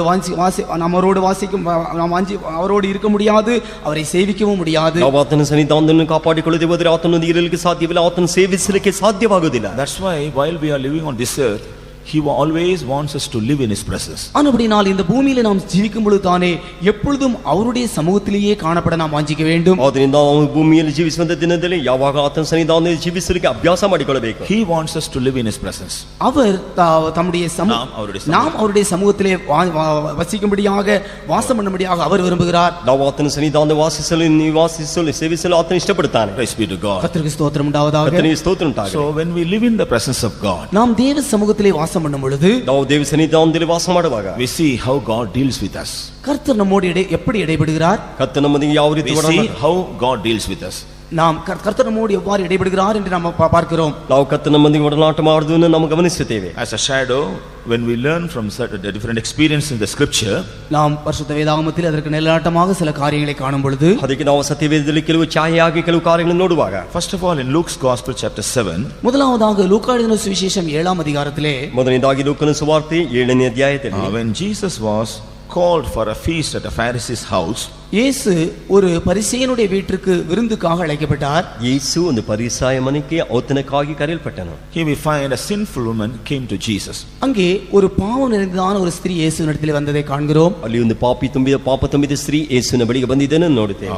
When she came to Jesus, what she did? அவள் இயேசுவினிடத்தில் வந்து அவள் என்ன செய்தாள்? ಆಕೆ ಯೇಸುವಿನ ಬಳಿಗೆ ಬಂದು ಏನು ಮಾಡಿದಳು? She brought an alabaster box of ointment. அவள் ಆಕೆಯನ್ನು ಸುಗಂಧ ತೈಲವನ್ನು ಆತನ ಪಾದಕ್ಕೆ ಸುರಿಸಿದಳು. அவள் ஒரு பரணியிலே பரிமள தைலத்தை கொண்டு வந்தாள். She stood at the feet behind him weeping. அவருக்கு பின்பாக அவருடைய பாதங்கள் அருகே அவள் நின்று கொண்டு அவள் அழுது கொண்டிருந்தாள். ಆತನ ಹಿಂದೆ ನಿಂತುಕೊಂಡು ಪಾದದ ಬಳಿ ನಿಂತು ಅಳುತ್ತಿದ್ದಳು. She began to wash his feet with tears. அவருடைய பாதங்களை தன்னுடைய கண்ணீரினால் அவள் கழுவ ஆரம்பித்தாள். ಆತನ ಪಾದವನ್ನು ಆಕೆಯ ಕಣ್ಣೀರಿನಿಂದ ತೊಳೆಯಲು ಪ್ರಾರಂಭಿಸಿದಳು. And it wiped them with the hairs of her head. அவளுடைய தன்னுடைய தலைமேறினால் அவருடைய பாதங்களை துடைத்தாள். ನಂತರ ಆಕೆ ತನ್ನ ತಲೆ ಕೂದಲಿನ ಆಕೆಯ ಪಾದವನ್ನು ಒರೆಸಿದಳು. And kissed his feet and anointed them with the ointment. அவருடைய பாதங்களை முத்தம் செய்து பரிமள தைலத்தை அவர் மேல் வார்த்தாள். ಆತನ ಪಾದಕ್ಕೆ ಮುದ್ದನ್ನು ಇಟ್ಟು ಆ ಪರಿಮಳ ತೈಲವನ್ನು ಹಚ್ಚಿದಳು. She was a terrible sinner. அவள் ஒரு பயங்கரமான பாவியா ಆಕೆ இருந்தாள். ಭಯಂಕರವಾದ ಪಾಪಿಯಾಗಿದ್ದಳು. But when she came to the house of Pharisee where Jesus was invited, இயேசு அழைக்கப்பட்டிருந்ததான அந்த பரிசேயனுடைய வீட்டிற்கு இவள் போன பொழுது, ಪರಿಸಾಯನು ಯೇಸು ಕರೆಯಲ್ಪಟ್ಟದ ಪರಿಸಾಯ ಮನೆಯಲ್ಲಿ ಈಕೆ ಹೋದಾಗ, she was convicted of her sin. அவள் தன்னுடைய பாவத்தை குறித்தான குற்ற உணர்வு உண்டானது அவளுக்கு. ಆಕೆ ಪಾಪವನ್ನು ಕುರಿತು ಗ್ರಹಿಕೆ ಆಕೆಗೆ ಉಂಟಾಯಿತು. So she made all the things necessary for her remedy. அவள் தன்னுடைய எல்லா மீட்புக்காக தேவையான காரியங்களை அங்கே செய்தாள். ಆಕೆ ವಿಮೋಚನೆಗಾಗಿ ತಾನು ಮಾಡಬೇಕಾದ ಕಾರ್ಯಗಳನ್ನು ಮಾಡಿದಳು. The Pharisee, he didn't like this. இந்த பரிசேயன் இந்த காரியங்களை விரும்பவில்லை. ಈ ಪರಿಸಾಯನು ಇದನ್ನು ಇಷ್ಟಪಡಲಿಲ್ಲ. But Jesus spoke to him. ஆனால் இயேசு அவளோடு பேசினார். ಅದು ಯೇಸು ಆಕೆಯ ಸಂಗಡ Because ಮಾತನಾಡಿ, she loved him much, she did all these things. இவள் என்னை அதிகமாய் நேசிக்கிறபடியினால் இந்த காரியங்களை செய்தாள் என்று அவர் சொன்னார். ಈಕೆ ನನ್ನನ್ನು ಹೆಚ್ಚಾಗಿ ಪ್ರೀತಿಸಿ ನಿಮಿತ್ತವಾಗಿ ಇಂಥ ಕಾರ್ಯಗಳು ಮಾಡಿದನು ಎಂಬುದಾಗಿ In ಹೇಳಿದನು. the 48th verse, he told her, thy sins are forgiven. 48ஆம் வசனத்தை வாசிக்கும் பொழுது அவளை நோக்கி உன்னுடைய பாவங்கள் உனக்கு மன்னிக்கப்பட்டது என்று சொன்னார். 48ನೇ ವಚನದಲ್ಲಿ ನಿನ್ನ ಪಾಪಗಳು ಕ್ಷಮಿಸಲ್ಪಟ್ಟಿತು ಎಂಬುದಾಗಿ ಹೇಳಿದನು. And in the 50th verse, looking at her, he said, thy faith hath saved thee, go in peace. 50ஆம் வசனத்திலே உன் விசுவாசம் உன்னை ரட்சித்தது, நீ சமாதானத்தோடு போய் என்று சொன்னார். 50ನೇ ವಾಕ್ಯದಲ್ಲಿ ನಿನ್ನ ನಂಬಿಕೆ ನಿನ್ನ ರಕ್ಷಿಸು, ನೀ ಸಮಾಧಾನದಿಂದ ಹೋಗು ಎಂಬುದಾಗಿ ಹೇಳಿದನು. When a terrible sinner came to the presence of Jesus, ஒரு பயங்கரமான பாவி தேவன் இயேசு கிறிஸ்துவினுடைய சமூகத்திற்கு அல்லது சன்னிதானத்திற்கு வந்த பொழுது, ಒಂದು ಭಯಂಕರವಾದ ಪಾಪಿ ದೇವನ ಸನ್ನಿಧಾನಕ್ಕೆ ಬಂದಾಗ, we know Jesus was the Son of God. நாம் இயேசு தேவனுடைய குமாரன் என்று நாம் அறிவோம். ಯೇಸು ದೇವರ ಕುಮಾರ ಎಂಬುದಾಗಿ ನಾವು So ತಿಳಿದಿದ್ದೇವೆ. wherever he went, the presence of God was with him. எங்கே அவர் போனாலும் கூட தேவ சமூகம் அங்கே இருக்கும். ಆತನು ಎಲ್ಲಿಗೆ ಹೋದರೂ ದೇವರ ಸಮೂಹ ಆತನೊಂದಿಗೆ ಇರುತ್ತದೆ. So when this terrible sinner came to the presence of God, இந்த பயங்கரமான பாவி தேவ சமூகத்திற்கு வந்த பொழுது, ಭಯಂಕರವಾದ ಪಾಪಿ ದೇವರ ಸನ್ನಿಧಾನಕ್ಕೆ ಬಂದಾಗ, she was convicted of her sin. அவள் தன்னுடைய பாவத்தை குறித்ததான உணர்வு அவளுக்குள்ளே உண்டானது. ಆತನು ತನ್ನ ಪಾಪವನ್ನು ಕುರಿತಾದ ಗ್ರಹಿಕೆ She ಉಂಟಾಯಿತು. also was forgiven of her sins. அவளுடைய பாவம் அவளுக்கு மன்னிக்கவும் பட்டது. ಆಕೆ ಪಾಪವು ಕ್ಷಮಿಸಲ್ಪಟ್ಟಿತು. She also received peace in the presence of God. தேவ சமூகத்திலே அவள் சமாதானத்தையும் பெற்றுக்கொண்டாள். ದೇವರ ಸನ್ನಿಧಾನದಲ್ಲಿ ಸಮಾಧಾನವನ್ನು ಹೊಂದಿಕೊಂಡಳು. This is one of the unique experience of the presence of God. தேவ சமூகத்தினுடைய மேன்மையான ஒரு அனுபவம் இது. ದೇವರ ಸನ್ನಿಧಾನ ಶ್ರೇಷ್ಠವಾದ ಅನುಭವ ಇದು. We may come to the presence of God in any state. நாம் எந்த நிலவரத்திலும் தேவ சமூகத்திற்கு வரலாம். ನಾವು ಯಾವ ಸ್ಥಿತಿಯೊಂದಿಗೆ ದೇವರ ಸನ್ನಿಧಾನಕ್ಕೆ ಬರಬಹುದು. But if we are guilty, when we come to the presence of God, we will be convicted of our guilt. நாம் நம்முடைய பாவத்தோடு தேவ சமூகத்திற்கு வருவோம் என்றால் நாம் தேவ சமூகத்தில் வரும் பொழுது நாம் உணர்வுள்ளவர்களாய் மாறுகிறோம். Convicted of that guilt. அந்த குற்ற உணர்வு, அந்த பாவத்தை குறித்தான உணர்வு நமக்குள்ளே உண்டாகிறது. ನಾವು ಪಾಪದೊಂದಿಗೆ ದೇವರ ಸನ್ನಿಧಾನಕ್ಕೆ ಬರುವಾಗ ಪಾಪದ ಗ್ರಹಿಕೆ ಪಶ್ಚಾತ್ತಾಪ ನಮಗೆ ಉಂಟಾಗುತ್ತದೆ. That is the power of the presence of God. அதுதான் தேவ சமூகத்தினுடைய வல்லமை. ಅದೇ ದೇವರ ಸನ್ನಿಧಾನದ ಶಕ್ತಿಯಾಗಿದೆ. Praise be to God. கர்த்தருக்கு ஸ்தோத்திரம் உண்டாவதாக. ಕರ್ತನಿಗೆ ಸ್ತೋತ್ರ ಉಂಟಾಗಲಿ. Whether they are believers, whether they are servants of God, whether they are newcomers, whether they are backsliders, when we come to the presence of God, definitely we will be convicted of our faults and shortcomings. நாம் விசுவாசிகளாகவோ தேவனுடைய ஊழியக்காரர்களாகவோ புதிய ஆத்துமாகவோ அல்லது பின்மாற்றக்காரர்களாகவோ எந்த நிலவரத்தில் தேவ சமூகத்தில் வந்தாலும் கூட நாம் நம்முடைய குறைவுகள், நம்முடைய குற்றங்கள் தேவ சமூகத்திலே உணர்த்தப்படும். ನಾವು ವಿಶ್ವಾಸಿಗಳಾಗಿರಲಿ, ಸೇವಕರಾಗಿರಲಿ, ಹೊಸ ಆತ್ಮಗಳಾಗಿರಲಿ, ಹಿಂಜರಿಕೆ ಹೊಂದಿದವರಾಗಲಿ, ದೇವರ ಸನ್ನಿಧಾನ ಬರುವಾಗ ನಮ್ಮ ತಪ್ಪುಗಳು ಗ್ರಹಿಸಲ್ಪಡುತ್ತದೆ. And when we repent for all our faults and shortcomings, நம்முடைய பாவங்கள், நம்முடைய குற்ற உணர்வு, நம்முடைய குற்றங்களிலிருந்து நாம் மனம் திரும்பும் பொழுது, ನಾವು ಪಾಪದಿಂದ ನಮ್ಮ ಪಶ್ಚಾತ್ತಾಪವನ್ನು ಮಾನಸಾಂತರ ಹೊಂದುವಾಗ, when we repent for them and confess them in the presence of God, நாம் மனம் திரும்பி தேவ சமூகத்திலே நம்முடைய குற்றங்களை அறிக்கை செய்யும் பொழுது, ನಮ್ಮ ಮಾನಸಾಂತರ ಹೊಂದಿ ದೇವರ ಸನ್ನಿಧಾನದಲ್ಲಿ ನಮ್ಮ ತಪ್ಪುಗಳನ್ನು ಅರಿಕೆ ಮಾಡುವಾಗ, right in the presence of God we will receive forgiveness. நாம் அந்த தேவ சமூகத்தில் தானே நாம் மன்னிப்பையும் பெற்றுக்கொள்கிறோம். ಆ ದೇವರ ಸನ್ನಿಧಾನದಲ್ಲಿ ನಾವು ಕ್ಷಮಾಪಣೆಯನ್ನು ಹೊಂದಿಕೊಳ್ಳುತ್ತೇವೆ. Our hearts will be filled with the peace of God. நம்முடைய இருதயமானது தேவனுடைய சமாதானத்தினால் நிறைந்து போகும். ನಮ್ಮ ಹೃದಯವಾದ ದೇವ ಸಮಾಧಾನದಿಂದ ತುಂಬಲ್ಪಡುತ್ತದೆ. But when we come to the presence of God, ஆனால் நாம் தேவ சமூகத்தில் வரும் பொழுது, ನಾವು ದೇವರ ಸನ್ನಿಧಾನಕ್ಕೆ ಬರುವಾಗ, because of our faults and shortcomings, perhaps we would have lost our peace. நாம் நம்முடைய குற்றங்கள், நம்முடைய தவறுகள் மூலமாக நம்முடைய சமாதானத்தை இழந்திருப்போம் என்றால், ನಾವು ನಮ್ಮ ತಪ್ಪುಗಳ ನಿಮಿತ್ತವಾಗಿ வரும் பொழுது பாவங்கள், குற்றங்கள் மூலமாக நம்முடைய சமாதானத்தை நாம் இழந்து போயிருப்போம். ನಾವು ನಮ್ಮ ಕುಂದುಕೊರತೆಗಳ ನಿಮಿತ್ತವಾಗಿ ನಮ್ಮ ಸಮಾಧಾನವನ್ನು ಕಳೆದುಕೊಂಡವರಾಗಿರಬಹುದು. When we are convicted of our faults and when we repent for them and surrender ourselves to God, God will forgive us and he will give us his peace. நம்முடைய குற்றங்கள் நமக்கு உணர்த்தப்பட்டு நாம் தேவ சமூகத்தில் நம்மை ஒப்புக் கொடுப்போம் என்றால் நாம் தேவனால் மன்னிக்கப்பட்டு சமாதானத்தை பெற்றுக்கொள்வோம். ನಮ್ಮ ಕುಂದುಕೊರತೆಗಳಿಗಾಗಿ ಪಶ್ಚಾತ್ತಾಪ ಪಡುವಾಗ ದೇವರು ನಮ್ಮನ್ನು ಕ್ಷಮಿಸಿ ನಮ್ಮನ್ನು ನಿರೀಕ್ಷೆಯನ್ನು ಹೊಂದಿಕೊಳ್ಳುತ್ತೇವೆ. Praise be to God. கர்த்தருக்கு ஸ்தோத்திரம் உண்டாவதாக. ಕರ್ತನಿಗೆ ಸ್ತೋತ್ರ ಉಂಟಾಗಲಿ. Secondly, in Luke's Gospel chapter 19, இரண்டாவதாக லூக்கா எழுதின சுவிசேஷம் 19ஆம் அதிகாரத்திலே, ಎರಡನೇದಾಗಿ ಲೂಕನ ಸುವಾರ್ತೆ 19ನೇ ಅಧ್ಯಾಯದಲ್ಲಿ, here we find Jesus went to Zacchaeus' house. நாம் இங்கே இயேசு சகேயுனுடைய வீட்டுக்கு போனதான சந்தர்ப்பத்தை காண்கிறோம். ಯೇಸು ಜಕಾರಿಯನ ಮನೆಗೆ ಹೋಗಿದ್ದನ್ನು ನೋಡುತ್ತೇವೆ. This Zacchaeus, he was a publican. இந்த சகேயு ஒரு ஆயக்காரனாயிருந்தான். ಈ ಜಕಾರಿಯನ ಒಂದು ಸುಂಕದವನಾಗಿದ್ದನು. Publicans, they were not faithful in their work. ஆயக்காரர்கள் என்று சொன்னால் அவர்கள் தங்களுடைய வேலைகளிலே அவர்கள் உண்மை உள்ளவர்களாக இருக்க மாட்டார்கள். ಸುಂಕದವರು ಅಂತ ಹೇಳಿದ್ರೆ ತಮ್ಮ ಕೆಲಸದಲ್ಲಿ ನಂಬಿಗಸ್ತರಾಗಿರುವುದಿಲ್ಲ. In Luke's Gospel chapter 3, when the publicans came to be baptized by John the Baptist, லூக்கா 3ஆம் அதிகாரத்திலே நாம் காணும் பொழுது Matthew 3, மத்தேயு 3ஆம் அதிகாரத்திலே காணும் பொழுது ஒரு ஆயக்காரன் யோவான் ஸ்நானனிடத்திலே ஞானஸ்நானம் பெற வந்ததான சந்தர்ப்பத்தை பார்க்கிறோம். ಮತ್ತಾಯನ ಸುವಾರ್ತೆ 3ನೇ ಅಧ್ಯಾಯದಲ್ಲಿ ಒಂದು ಸುಂಕದವನು ಯೋವಾನ್ ಸ್ನಾನಕನ ಬಳಿಗೆ ದೀಕ್ಷಾಸ್ನಾನ ತೆಗೆದುಕೊಂಡಿದ್ದನ್ನು ನೋಡುತ್ತೇವೆ. The publicans asked John the Baptist, what should we do? அந்த ஆயக்காரன் யோவான் ஸ்நானகனை பார்த்து நான் என்ன செய்ய வேண்டும் என்று கேட்டான். ಆ ಸುಂಕದವನು ಯೋವಾನ್ ಸ್ನಾನಕನ ನೋಡಿ ಆತನಿಗೆ ನಾನು ಏನು ಮಾಡಲಿ ಎಂಬುದಾಗಿ ಕೇಳಿದನು. Luke's Gospel chapter 3 and verse 12. லூக்கா 3ஆம் அதிகாரம் 12ஆம் வசனத்திலே, ಲೂಕನ ಸುವಾರ್ತೆ 3:2 ಓದುತ್ತೇವೆ. What did John the Baptist say? அப்பொழுது யோவான் ஸ்நானகன் சொன்னது என்ன? ಆಗ ಸ್ನಾನಿಕನಾದ ಯೋಹಾನನು ಹೇಳಿದನು, verse 13, exact no more than that which is appointed you. 13ஆம் வசனத்தில் நாம் வாசிக்கும் பொழுது, அதற்கு யோவான் ஸ்நானகன் உங்களுக்கு கட்டளையிட்டதற்கு அதிகமாய் ஒன்றும் வாங்காதிருங்கள் என்று சொன்னான். 13ನೇ ವಾಕ್ಯದಲ್ಲಿ ನಿಮಗೆ ನೇಮಿಸಲ್ಪಟ್ಟಿರುವುದಕ್ಕೂ ಹೆಚ್ಚಾಗಿ ನೀವು ತೆಗೆದುಕೊಳ್ಳಬಾರದು ಎಂಬುದಾಗಿ ಹೇಳಿದನು. So they were receiving many things more than what they should receive. இந்த ஆயக்காரர்கள் என்று சொன்னால் அவர்கள் வாங்குகிறதற்கும் அதிகமாக வாங்குகிறவர்கள் என்று இதன் மூலமாக நாம் அறிந்து கொள்கிறோம். ಸುಂಕದವರು ಅಂತ ಹೇಳಿದರೆ ಅವರು ತೆಗೆದುಕೊಳ್ಳುವುದಕ್ಕೂ ಹೆಚ್ಚಾಗಿ ವಸೂಲು ಮಾಡುತ್ತಾರೆ ಎಂಬುದಾಗಿ ಅರ್ಥ ಮಾಡಿಕೊಳ್ಳುತ್ತೇವೆ. Jesus visited the Zacchaeus house. இயேசு இந்த சகேயுனுடைய வீட்டை சந்தித்தார். ಯೇಸು ಜಕಾರಿಯನ ಮನೆಯನ್ನು ಸಂಧಿಸಿದನು. In verse 7 we find, 7ஆம் வசனத்தில் நாம் காணும் பொழுது, 7ನೇ ವಚನದಲ್ಲಿ ನೋಡುತ್ತೇವೆ, when Jesus went to his house, all the other people they murmured against him. இயேசு அவனுடைய வீட்டுக்குள் பிரவேசித்த பொழுது மற்ற எல்லா ஜனங்களும் அதை கண்டு முறுமுறுத்தார்கள். ಯೇಸು ಇವರ ಮನೆಗೆ ಹೋದಾಗ ಬೇರೆ ಜನರು ಅವನು ನೋಡಿ ಗುಣಗುಟ್ಟಿದರು. But as soon as Jesus went in, what happened? இயேசு அந்த வீட்டுக்குள்ளே போன உடனேயே அங்க என்ன நேரிட்டது? ಯೇಸು ಆ ಮನೆ ಒಳಗೆ ಹೋದ ಕೂಡಲೇ ಏನು ಸಂಭವಿಸಿತು? He never inquired anything about Zacchaeus. சகேயுவை குறித்து ஒன்றுமே அவர் கேள்வி கேட்கவில்லை. ಜಕಾರಿಯನ ಕುರಿತು ಯಾವ ಪ್ರಶ್ನೆಯನ್ನು ಕೇಳಲಿಲ್ಲ. He never spoke anything to him. அவனோடு ஒரு வார்த்தை கூட அவர் பேசவில்லை. ಆತನೊಂದಿಗೆ ಒಂದು ಮಾತನ್ನು ಮಾತನಾಡಲಿಲ್ಲ. But this Zacchaeus, he began to speak to the Lord. ஆனால் சகேயு அவரோடு பேச ஆரம்பிக்கிறான். ಆದರೆ ಜಕಾರಿಯನು ಆತನೊಂದಿಗೆ ಮಾತನಾಡುತ್ತಾನೆ. What was he speaking? அவன் என்ன பேசினான்? ಆತನು ಏನು ಮಾತನಾಡಿದನು? He was confessing.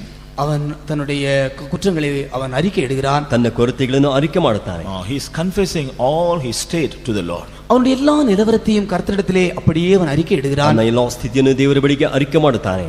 Lord, if I would have taken anything in the wrong way, I will return it fourfold. கர்த்தாவே, நான் ஏதாவது பொருட்களை நான் தவறுதலாய் வாங்கியிருப்பேன் என்றால் அதை நாலத்தனையாய் திருப்பி கொடுக்கிறேன் என்று சொல்கிறான். ಸ್ವಾಮಿ, ನಾನು ಯಾರಾದರೂ ಅನ್ಯಾಯವಾಗಿ ಯಾರಿಂದ ತೆಗೆದುಕೊಂಡರೆ 4ರಷ್ಟು ಹಿಂದಕ್ಕೆ ಕೊಡುತ್ತೇನೆ ಎಂಬುದಾಗಿ ಹೇಳುತ್ತಾನೆ. Half of my goods I will give to the poor. என்னுடைய ஆஸ்திகளில் பாதியை நான் ஏழைகளுக்கு கொடுக்கிறேன். ನನ್ನ ಆಸ್ತಿಯ ಅರ್ಧವನ್ನು ಬಡವರಿಗೆ ಕೊಡುತ್ತೇನೆ. People, those who labor hardly and earn up their riches or wealth, will they be willing to give half of their wealth to the poor? ஜனங்கள் கஷ்டப்பட்டு சம்பாதித்து வைத்ததான் அவர்கள் பணத்தை அவர்கள் பாதியை அவர் ஏழைகளுக்கு கொடுப்பார்களா? ಜನರು ಕಷ್ಟಪಟ್ಟು ಸಂಪಾದಿಸಿದ ಆಸ್ತಿಯನ್ನು ಬಡವರಿಗೆ ಕೊಡುತ್ತಾರಾ? No. யாரும் அப்படி கொடுக்க மாட்டார்கள். ಯಾರು ಕೊಡುವುದಿಲ್ಲ. But this man, he earned everything in the illegal way. இவன் இந்த மனுஷன் எல்லாவற்றையும் அவன் பொல்லாத விதத்தில் தான் சம்பாதித்திருக்கிறான். ಆದರೆ ಈ ಮನುಷ್ಯನು ಎಲ್ಲವೂ ಅನ್ಯಾಯವಾಗಿ ಸಂಪಾದಿಸಿದ್ದಾನೆ. So as soon as Jesus entered into his house, he wanted to get cleared of all these things. இயேசு அவனுடைய வீட்டுக்குள்ளே வந்த உடனேயே இப்படி எல்லா காரியங்களையும் அவன் சரிப்படுத்தும்படியாய் நினைத்தான். ಯೇಸುವಿನ ಮನೆಗೆ ಹೋಗಿದ್ದ ಕೂಡಲೇ ಇಂತಹ ರೀತಿಯಾದ ಕಾರ್ಯಗಳನ್ನು ಅವನು ಸರಿಪಡಿಸಲು ಇಷ್ಟಪಟ್ಟನು. Praise be to God. கர்த்தருக்கு ஸ்தோத்திரம். ಕರ್ತನಿಗೆ ಸ್ತೋತ್ರ. He also know the law. அவன் கர்த்தரை அறிந்தவனாயிருந்தான். Know the law. அவன் பிரமாணத்தை அறிந்தவனாயிருந்தான். ಆತ ನಿಯಮಗಳನ್ನು ತಿಳಿದವನಾಗಿದ್ದನು. Because the law says, பிரமாணம் இப்படி சொல்கிறது, ನೀವು ಹೀಗೆ ಹೇಳುತ್ತಾರೆ, if anybody takes anything in the wrong way from anybody before the evening, he has to return it back. யாரிடத்திலாவது அநியாயமாக எதையாவது ஒருவன் வாங்கியிருப்பான் என்றால் அவன் பொழுது போவதற்கு முன்பாக அதை திருப்பி கொடுக்க வேண்டும் என்று பிரமாணம் சொல்கிறது. ಯಾರಾದರೂ ಅನ್ಯಾಯವಾಗಿ ಯಾರ ಬಳಿಯಾದ ಪಡೆದುಕೊಂಡಿದ್ದರೆ ಸಂಜೆ ಒಳಗಾಗಿ ಅವನು ಹಿಂತಿರಿಸಿ ಕೊಡಬೇಕೆಂಬುದಾಗಿ ನೇಮ ಹೇಳುತ್ತಾರೆ. Praise be to God. கர்த்தருக்கு ஸ்தோத்திரம். ಕರ್ತನಿಗೆ ಸ್ತೋತ್ರ. So he knew the law very well. அவன் பிரமாணத்தை நன்றாக அறிந்த ஒரு மனுஷனாயிருந்தான். ಅವನ ಆಜ್ಞೆಗಳನ್ನು ಚೆನ್ನಾಗಿ ತಿಳಿದ ಮನುಷ್ಯನಾಗಿದ್ದನು. So before Jesus says, he not only is willing to give all those things back, he wanted to return it fourfold. இவன் இயேசு அவனோடு பேசுவதற்கு முன்பாகவே இவன் திருப்பி கொடுப்பது என்று சொல்லவில்லை, அவன் அநியாயமாய் வாங்கினதை நாலத்தனையாய் திருப்பி கொடுப்பேன் என்று சொல்கிறான். ಯೇಸುವಿನ ಸಂಗಡ ಮಾತನಾಡಿದ ಕೂಡಲೇ ತಿರುಗಿ ಕೊಡುತ್ತೇನೆ ಅಂತ ಹೇಳಲಿಲ್ಲ, ನಾನು 4ರಷ್ಟು ಹಿಂತಿರುಗಿ ಕೊಡುತ್ತೇನೆ ಎಂಬುದಾಗಿ ಹೇಳುತ್ತಾನೆ. What made him to confess all these things? எது இவனை எல்லா காரியங்களையும் அறிக்கை செய்ய வைத்தது? ಇದು ಇವನನ್ನು ಎಲ್ಲಾ ರೀತಿಯಲ್ಲಿ ಅರಿಕೆ ಮಾಡುವಂತೆ ಮಾಡಿತು. The presence of God. தேவ சமூகமே. ದೇವರ ಸಮ್ಮುಖವೇ. As soon as Jesus went in, the presence of God was there. இயேசு அவனுடைய வீட்டுக்குள் போன உடனேயே தேவ சமூகம் அங்கே இருந்தது. ಯೇಸು ಅವರ ಮನೆಗೆ ಹೋಗಿದ ಕೂಡಲೇ ದೇವರ ಸಮ್ಮುಖ ಅಲ್ಲಿ ಉಂಟಾಯಿತು. He was convicted of all his guilt.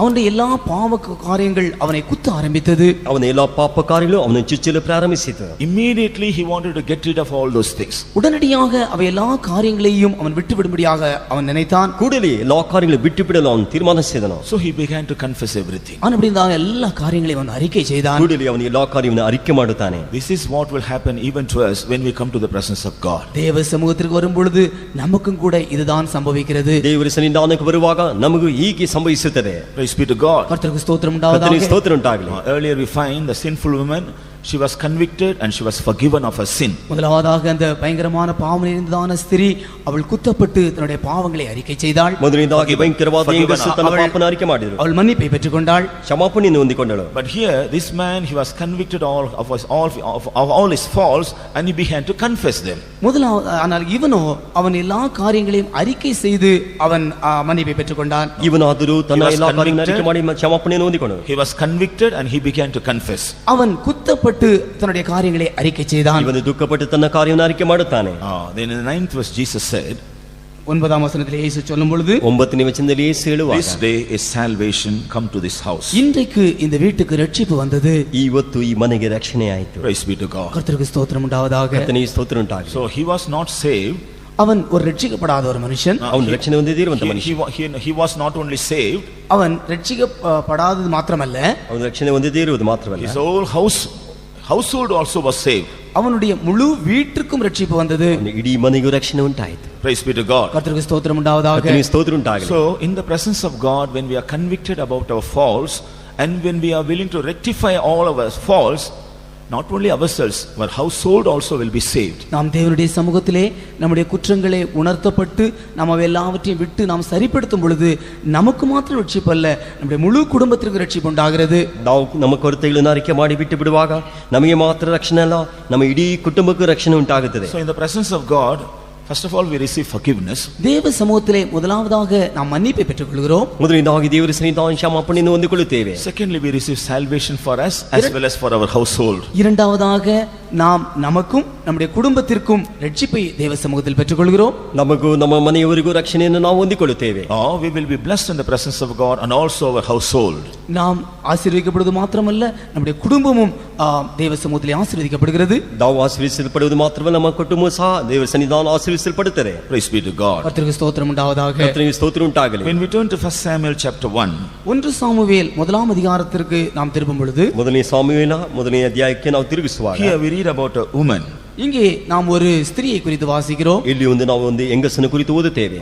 She was full of grief in their heart. அவள் ஒரு மன கிளேசம் உள்ளதான ஒரு ஸ்திரியாயிருந்தாள். ಆಕೆ ಮನವ್ಯತೆಯುಳ್ಳ ಸ್ತ್ರೀಯಾಗಿ ಕಾಣಲ್ಪಟ್ಟಳು. She had a great need. அவளுக்கு ஒரு பெரிய தேவை இருந்தது. ಆಕೆಗೆ ಒಂದು ಮಗು ಅವಶ್ಯಕತೆ. No one was able to help her. அவளுக்கு யாருமே உதவி செய்ய முடியவில்லை. ಆಕೆಗೆ ಯಾರು ಸಹಾಯ ಮಾಡಲಿಲ್ಲ. She had a beloved husband. அவளுக்கு ஒரு அருமையான கணவன் இருந்தான். ಆಕೆಗೆ ಒಂದು ಅಂದವಾದ ಗಂಡನಿದ್ದನು. He loved her more than anybody else. எல்லாரை காட்டிலும் அதிகமாய் அவளை நேசித்தான். ಈಕೆ ಎಲ್ಲರಿಗಿಂತಲೂ ಈಕೆಯನ್ನು ಹೆಚ್ಚಾಗಿ But ಪ್ರೀತಿಸಿದನು. still that was not able to help her.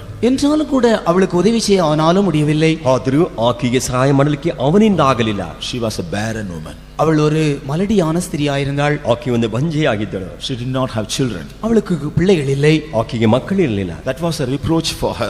அவளுக்கு அது ஒரு நிந்தையாய் இருந்தது. ಅದು ಒಂದು ನಿಂದೆಯಾಗಿ ಆಕೆ Praise ಕಾಣಲ್ಪಟ್ಟಿತು. be to God. கர்த்தருக்கு ஸ்தோத்திரம் உண்டாவதாக. ಕರ್ತನಿಗೆ ಸ್ತೋತ್ರ ಉಂಟಾಗಲಿ. As a grieved woman, she came to the house of God. அவள் ஒரு துக்கம் நிறைந்ததான ஒரு ஸ்திரியாக தேவ சமூகத்திற்கு வந்தாள். ಆಕೆ ಒಂದು ದುಃಖ ತುಂಬಿದ ಸ್ತ್ರೀಯಾಗಿ ದೇವರ ಸನ್ನಿಧಾನಕ್ಕೆ ಬಂದಳು. All the others who came with her, they were offering sacrifices and they were doing many things. அவளோடு கூட வந்த மற்றவர்கள் பலிகளை செலுத்தி அவர்கள் போய்விட்டார்கள். ಆಕೆಯೊಂದೇ ಬಂದವರೆಲ್ಲರೂ ಯಜ್ಞ ಕಾಣಿಕೆಗಳನ್ನು ಸಲ್ಲಿಸಿ ಹೋದರು. But she could not enjoy the presence of God. ஆனால் இவளோ தேவ சமூகத்தை கழிகூற முடியவில்லை. ಆದರೆ ಈಕೆ ದೇವರ ಸನ್ನಿಧಾನ ಉಲ್ಲಾಸ ಪಡುವುದಕ್ಕೆ ಆಗಲಿಲ್ಲ. Because of her need, because of her reproach, she couldn't do anything in the presence of God. அவளுடைய தேவையை நிமித்தமாக, அவளுடைய நிந்தை நிமித்தமாக அவளால் தேவ சமூகத்திலே கழிகூற முடியாமல் போய்விட்டது. ಆಕೆ ಅವಶ್ಯಕತೆ ನಿಮಿತ್ತವಾಗಿ ನಿಂದೆ ನಿಮಿತ್ತವಾಗಿ ದೇವರ ಸನ್ನಿಧಾನದಲ್ಲಿ ಉಲ್ಲಾಸ ಪಡಲಾರದೆ ಹೋಯಿತು. But she never wanted to give up. She never wanted to give up. ஆனால் அதை அப்படியே விட்டுவிட அவள் விரும்பவில்லை. ಆದರೆ ಆಕೆ ಹಾಗೆ ಬಿಟ್ಟು ಬಿಡಲು ಇಷ್ಟಪಡಲಿಲ್ಲ. She decided to pour her heart in the presence of God. அவள் தேவ சமூகத்திலே தன்னுடைய இருதயத்தை ஊற்றிவிட ஆரம்பித்தாள். ಆಕೆ ದೇವರ ಸನ್ನಿಧಾನದಲ್ಲಿ ತನ್ನ ಹೃದಯವನ್ನು ಸುರಿಸುವಳಾಗಿದ್ದಳು. Even she was misunderstood by the priest.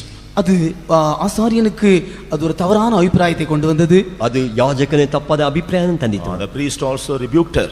அந்த ஆசாரியனும் கூட அவளை கடிந்து கொண்டான். ಆ ಯಾಜಕನು ಆಕೆಯನ್ನು ಗದರಿಸುತ್ತಾನೆ. But still she never gave up. என்றாலும் கூட அவள் அதை அப்படி விட்டுவிடவில்லை. ಆದರೂ ಆಕೆ ಅದನ್ನು ಆಕೆ ಬಿಟ್ಟು ಬಿಡಲಿಲ್ಲ. She poured her heart in the presence of God. தேவ சமூகத்திலே தன்னுடைய இருதயத்தை அவள் ஊற்றினாள். ದೇವರ ಸನ್ನಿಧಾನದಲ್ಲಿ ಹೃದಯವನ್ನು ಸುರಿಸಿದಳು. Praise be to God. கர்த்தருக்கு ஸ்தோத்திரம் உண்டாவதாக. ಕರ್ತನಿಗೆ ಸ್ತೋತ್ರ In ಉಂಟಾಗಲಿ. the 10th verse we find, 10ஆம் வசனத்தில் நாம் பார்க்கும் பொழுது, 10ನೇ ವಚನದಲ್ಲಿ ಓದುವಾಗ, and she was in bitterness of soul and prayed unto the Lord and wept sore. அவள் மனங்கசந்து மிகவும் அழுது கர்த்தரை நோக்கி விண்ணப்பம் பண்ணினாள்.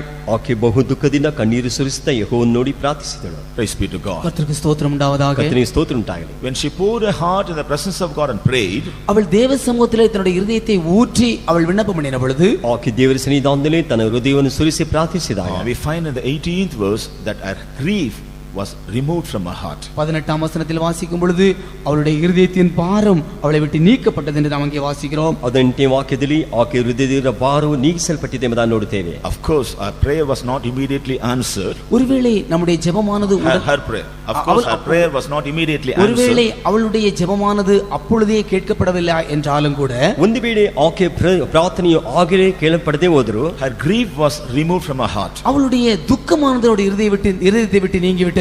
ಆಕೆ ದುಃಖವಾದ ಹೃದಯದಿಂದ ನೀಗಿಸಲ್ಪಟ್ಟಿತು. And after some time God heard her prayer and answered her prayer. அதற்கு பின்பு கொஞ்ச நாட்களிலேயே அவளுடைய ஜெபத்தை கேட்டு அவளுடைய ஜெபத்திற்கு கர்த்தர் பதிலும் கொடுத்தார். ನಂತರ ಆಕೆ ಸ್ವಲ್ಪ ದಿನದೊಳಗಾಗಿ ಆತನ ಪ್ರಾರ್ಥನೆಯನ್ನು ಕೇಳಿ ಆಕೆ ಪ್ರಾರ್ಥನೆಗೆ ಪ್ರತಿಫಲವನ್ನು ಕೊಟ್ಟನು. She began to rejoice and glorify God. அவள் தேவ சமூகத்திலே அவள் களிகூர்ந்து சந்தோஷப்பட்டாள். ಆಕೆ ದೇವರ ಸನ್ನಿಧಾನದಲ್ಲಿ ಹರ್ಷಿಸಿ ಉಲ್ಲಾಸಪಟ್ಟಳು. This is how God wants to do with us also in his presence of God. அவருடைய சமூகத்திலே நமக்கும் கூட கர்த்தர் இந்த காரியத்தை தான் செய்ய வாஞ்சிக்கிறார். ಆತನ ಸನ್ನಿಧಾನದಲ್ಲಿ ಕರ್ತನು ನಮಗೆ ಇಂತಹ ಕಾರ್ಯವನ್ನು ಮಾಡಲು ಇಷ್ಟಪಡುತ್ತಾನೆ. The reason for the grief of Hannah was one thing. அந்த அன்னாளுடைய துக்கமானது ஒரு காரணமாயிருந்தது. ಅರ್ನಾಳ್ನ ದುಃಖವಾದ ಒಂದು ಕಾರಣವಾಗಿತ್ತು. Perhaps when we come to the presence of God, we also may come with various griefs because of many reasons. பல காரணங்கள் நிமித்தமாக நாமும் கூட தேவ சமூகத்துக்கு வரும்பொழுது பலவிதமான துக்கம் நிறைந்தவர்களாய் காணப்படலாம். ನಾವು ನಾನಾ ರೀತಿಯ ದುಃಖ ನಿಮಿತ್ತವಾಗಿ ನಾವು ದೇವರ ಸನ್ನಿಧಾನಕ್ಕೆ ಬರಬಹುದು. But as we are thinking about our state, nothing will happen in the presence of God. நாம் நம்முடைய நிலவரத்தை நினைத்துக் கொண்டிருப்போம் என்றால் ஒன்றுமே தேவ சமூகத்தில் நமக்கு உண்டாகாது. ನಾವು ನಮ್ಮ ಸ್ಥಿತಿಯನ್ನು ತಿಳಿದುಕೊಂಡಿರುವುದಾದರೆ ಯಾವುದೇ ದೇವರಿಂದ ಉಪಕಾರ ಹೊಂದಿಕೊಳ್ಳಲು ಸಾಧ್ಯವಿಲ್ಲ. Like Hannah, we also must learn to pour our lives in the presence of God. அன்னாளை போல நாமும் கூட நம்முடைய ஜீவியத்தை அப்படியே தேவ சமூகத்திலே ஊற்றிவிட நாம் கற்றுக்கொள்ள வேண்டும். ಅನ್ನಾಳನಾಗಿ ನಾವು ದೇವರ ಸನ್ನಿಧಾನ ನಮ್ಮ ಜೀವಿತವನ್ನು ಸುರಿಸಿ ಬಿಡುವರಾಗಿ ಮಾರ್ಪಡಬೇಕು. We must learn to pour our heart in the presence of God. நாம் தேவ சமூகத்திலே நம்முடைய இருதயங்களை ஊற்ற நாம் கற்றுக்கொள்ளும் பொழுது ನಾವು ದೇವರ ಸನ್ನಿಧಾನ ನಮ್ಮ ಹೃದಯವನ್ನು ಸುರಿಸುವುದನ್ನು ಕಲಿತುಕೊಂಡಾಗ then God will remove the burden or grief that is in our heart. நம்முடைய இதயத்தில் இருக்கிறதான பாரத்தை துக்கத்தை கர்த்தர் மாற்றி போடுவார். ನಮ್ಮ ಹೃದಯದಲ್ಲಿರುವಂತ ಭಾರವನ್ನು ದುಃಖವನ್ನು ಅಗಲಿಸಿ ಬಿಡುತ್ತಾನೆ. God wants to remove all our griefs, burdens and cares in the presence of God. தேவ சமூகத்திலே நம்முடைய துக்கங்கள், நம்முடைய பாரங்கள், நம்முடைய கவலைகள் எல்லாவற்றையும் கர்த்தர் நீக்கும்படியாய் வாஞ்சிக்கிறார். ದೇವರ ಸನ್ನಿಧಾನದಲ್ಲಿ ನಮ್ಮ ಭಾರಗಳು, ದುಃಖಗಳು, ವೇದನೆ ಎಲ್ಲವನ್ನೂ ಬದಲಾಯಿಸಲು ದೇವರು ಇಷ್ಟಪಡುತ್ತಾನೆ. Here Hannah came to the presence of God with a heart of grief, but while she returned back, she didn't return back in that state. இங்கே அன்னாள் துக்கம் நிறைந்தவளாக தேவ சமூகத்திற்கு வந்தாள். ஆனால் திரும்பி போன பொழுதோ அவள் துக்கமுகமாக இருக்கவில்லை. ಅನ್ನಾಳು ದೇವರ ಸನ್ನಿಧಾನಕ್ಕೆ ಬರುವಾಗ ದುಃಖದಿಂದ ಬಂದಳು. ಅದು ಹಿಂತಿರುಗಿ ಹೋಗುವಾಗ ದುಃಖ ಮುಖದಿಂದ ಹಿಂತಿರುಗಿ ಹೋಗಲಿಲ್ಲ. Because God took care of her. ஏனென்றால் கர்த்தர் அவளை பொறுப்பெடுத்துக் கொண்டார். ಏಕೆಂದರೆ ಕರ್ತನು ಆತನು ಭಾರವಹಿಸಿಕೊಂಡನು. She believed it. அவள் அதை விசுவாசித்தாள். ಆಕೆ ಅದನ್ನು ನಂಬಿದಳು. So she was no more sad. அதற்கு பின்பு அவளுக்கு துக்கமே இருக்கவில்லை. ಅದರ ನಂತರ ಆಕೆಯಲ್ಲಿ ದುಃಖ ಕಾಣಲಿಲ್ಲ. After some time God granted a request. அதன் பின்பு கொஞ்ச நாட்களுக்குள்ளே தேவனுடைய விண்ணப்பத்தை நிறைவேற்றினார். ಅದರ ನಂತರ ಸ್ವಲ್ಪ ದಿನದಲ್ಲಿ ಆಕೆ ವಿಜ್ಞಾಪನೆಯನ್ನು ದೇವರು ಅಂಗೀಕರಿಸಿದನು. So dear child of God, if anybody is seen here with a heart of grief, அருமையான தேவனுடைய பிள்ளைகளே, உங்களில் யாராவது இங்கே துக்கத்தோடு வந்திருப்பீர்கள் என்றால், ಪ್ರಿಯವಾದ ದೇವಜನರೇ, ನಿಮ್ಮಲ್ಲಿ ಯಾರಾದರೂ ದುಃಖದಿಂದ ಇಲ್ಲಿಗೆ ಬಂದಿರುವುದಾದರೆ, if any one of you have any burden in your heart, உங்களுடைய இதயத்திற்குள்ளே யாருக்காவது பாரம் இருக்கும் என்றால், ನಿಮ್ಮ ಹೃದಯದಲ್ಲಿ ಯಾವುದಾದರೂ ಒಂದು ಭಾರಗಳು ಇರುವುದಾದರೆ, or if you are worried about many cares, நீங்கள் பலவிதமான காரியங்களுக்காக நீங்கள் கவலைப்படுகிறவர்களாயிருப்பீர்கள் என்றால், ನೀವು ನಾನಾ ರೀತಿಯಾದ ಕಾರ್ಯಗಳಿಗಾಗಿ ಚಿಂತಿಸುವರಾಗಿದ್ದರೆ, God wants to relieve you from all these things. இந்த எல்லா காரியங்களிலிருந்து கர்த்தர் உங்களை விடுவிக்க விரும்புகிறார். ಈ ಎಲ್ಲಾ ಕಾರ್ಯಗಳಿಂದ ಕರ್ತನು ಬಿಡಿಸಲು ಇಷ್ಟಪಡುತ್ತಾನೆ. In fact, for this purpose he has brought you to the presence of God this morning. இந்த நோக்கத்திற்காகவே கர்த்தர் இந்த காலை வேளையிலே அவருடைய சமூகத்திற்கு உங்களை கொண்டு வந்திருக்கிறார். ಈ ಉದ್ದೇಶಕ್ಕಾಗಿ ಈ ಮುಂಜಾನೆ ವೇಳೆಯಲ್ಲಿ ಕರ್ತನು ಆತನ ಸನ್ನಿಧಾನದಲ್ಲಿ ನಿಮ್ಮನ್ನು ಕರೆತಂದಿದ್ದಾನೆ. Pour your heart in the presence of God. தேவ சமூகத்திலே உங்களுடைய இருதயங்களை ஊற்றி விடுங்கள். ದೇವರ ಸನ್ನಿಧಾನದಲ್ಲಿ ನಿಮ್ಮ ಹೃದಯವನ್ನು ಸುರಿಸಿಬಿಡಿರಿ. Tell the Lord all your burdens and cares. உங்களுடைய எல்லா பாரங்களையும் துக்கங்களையும் தேவனிடத்திலே சொல்லுங்கள். ನಿಮ್ಮ ಎಲ್ಲಾ ಭಾರ, ಪಾಪಗಳನ್ನು, ದುಃಖಗಳನ್ನು ದೇವರ ಸನ್ನಿಧಾನದಲ್ಲಿ ಹೇಳಿಬಿಡಿರಿ. In the presence of God, God will deliver you from all your burdens and cares and worries. தேவ சமூகத்தில் தானே அவர் உங்களுடைய எல்லா துக்கங்களையும் பாரங்களையும் உங்களுடைய கவலைகளையும் நீக்குவார். ದೇವರ ಸನ್ನಿಧಾನದಲ್ಲಿ ನಿಮ್ಮ ಭಾರಗಳನ್ನು, ದುಃಖಗಳನ್ನು, ಚಿಂತೆಗಳನ್ನು ಆತನು ನೀಗಿಸುತ್ತಾನೆ. Praise be to God. கர்த்தருக்கு ஸ்தோத்திரம் உண்டாவதாக. ಕರ್ತನಿಗೆ ಸ್ತೋತ್ರ ಉಂಟಾಗಲಿ. Children of God, those who learn to live in the presence of God, they should not be filled with cares and worries. தேவனுடைய பிள்ளைகள் தேவ சமூகத்திலேயே இருக்கக்கூடிய தேவ சமூகத்தில் காணப்பட வேண்டியவர்கள் அவர்கள் துக்கத்தினாலும் பாரத்தினாலும் நிறைந்திருக்க கூடாது. ದೇವ ಜನರು ದೇವ ಸನ್ನಿಧಾನ ಕಾಣಪಡಬೇಕಾಗಿರುವವರು ದುಃಖದಿಂದ ಭಾರದಿಂದ ತುಂಬಿರಬಾರದು. The Lord doesn't want to see you being grieved and burdened.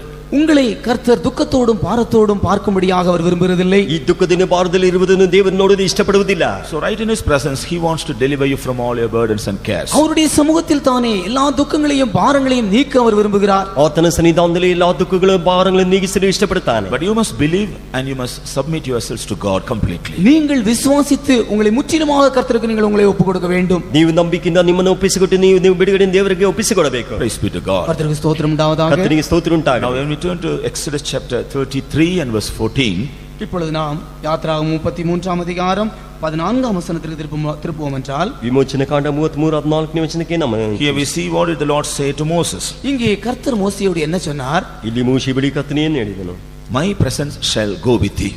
என் சமூகம் உனக்கு முன்பாக செல்லும். ನನ್ನ ಸನ್ನಿಧಾನದಿಂದ ಮುಂದೆ ಹೋಗುತ್ತದೆ. And I will give thee rest. நான் உனக்கு இளைப்பாறுதல் தருவேன். ನಾವು ನಿನಗೆ ವಿಶ್ರಾಂತಿಯನ್ನು ಕೊಡುವೆನು. Praise be to God. கர்த்தருக்கு ஸ்தோத்திரம். ಕರ್ತನಿಗೆ ಸ್ತೋತ್ರ. So from this what do we understand? இந்த வசனத்தின் மூலமாக நாம் விளங்கிக் கொள்வது என்ன? ಇದರಿಂದ ನಾವು ಅರ್ಥ ಮಾಡಿಕೊಳ್ಳುತ್ತೇವೆ. When the presence of God is with us, தேவ சமூகம் நம்மோடு கூட இருக்கும் பொழுது ದೇವರ ಸನ್ನಿಧಾನ ನಮ್ಮೊಂದಿಗಿರುವಾಗ that presence of God will begin to guide us.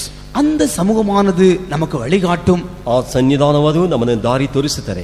God will guide us through his presence.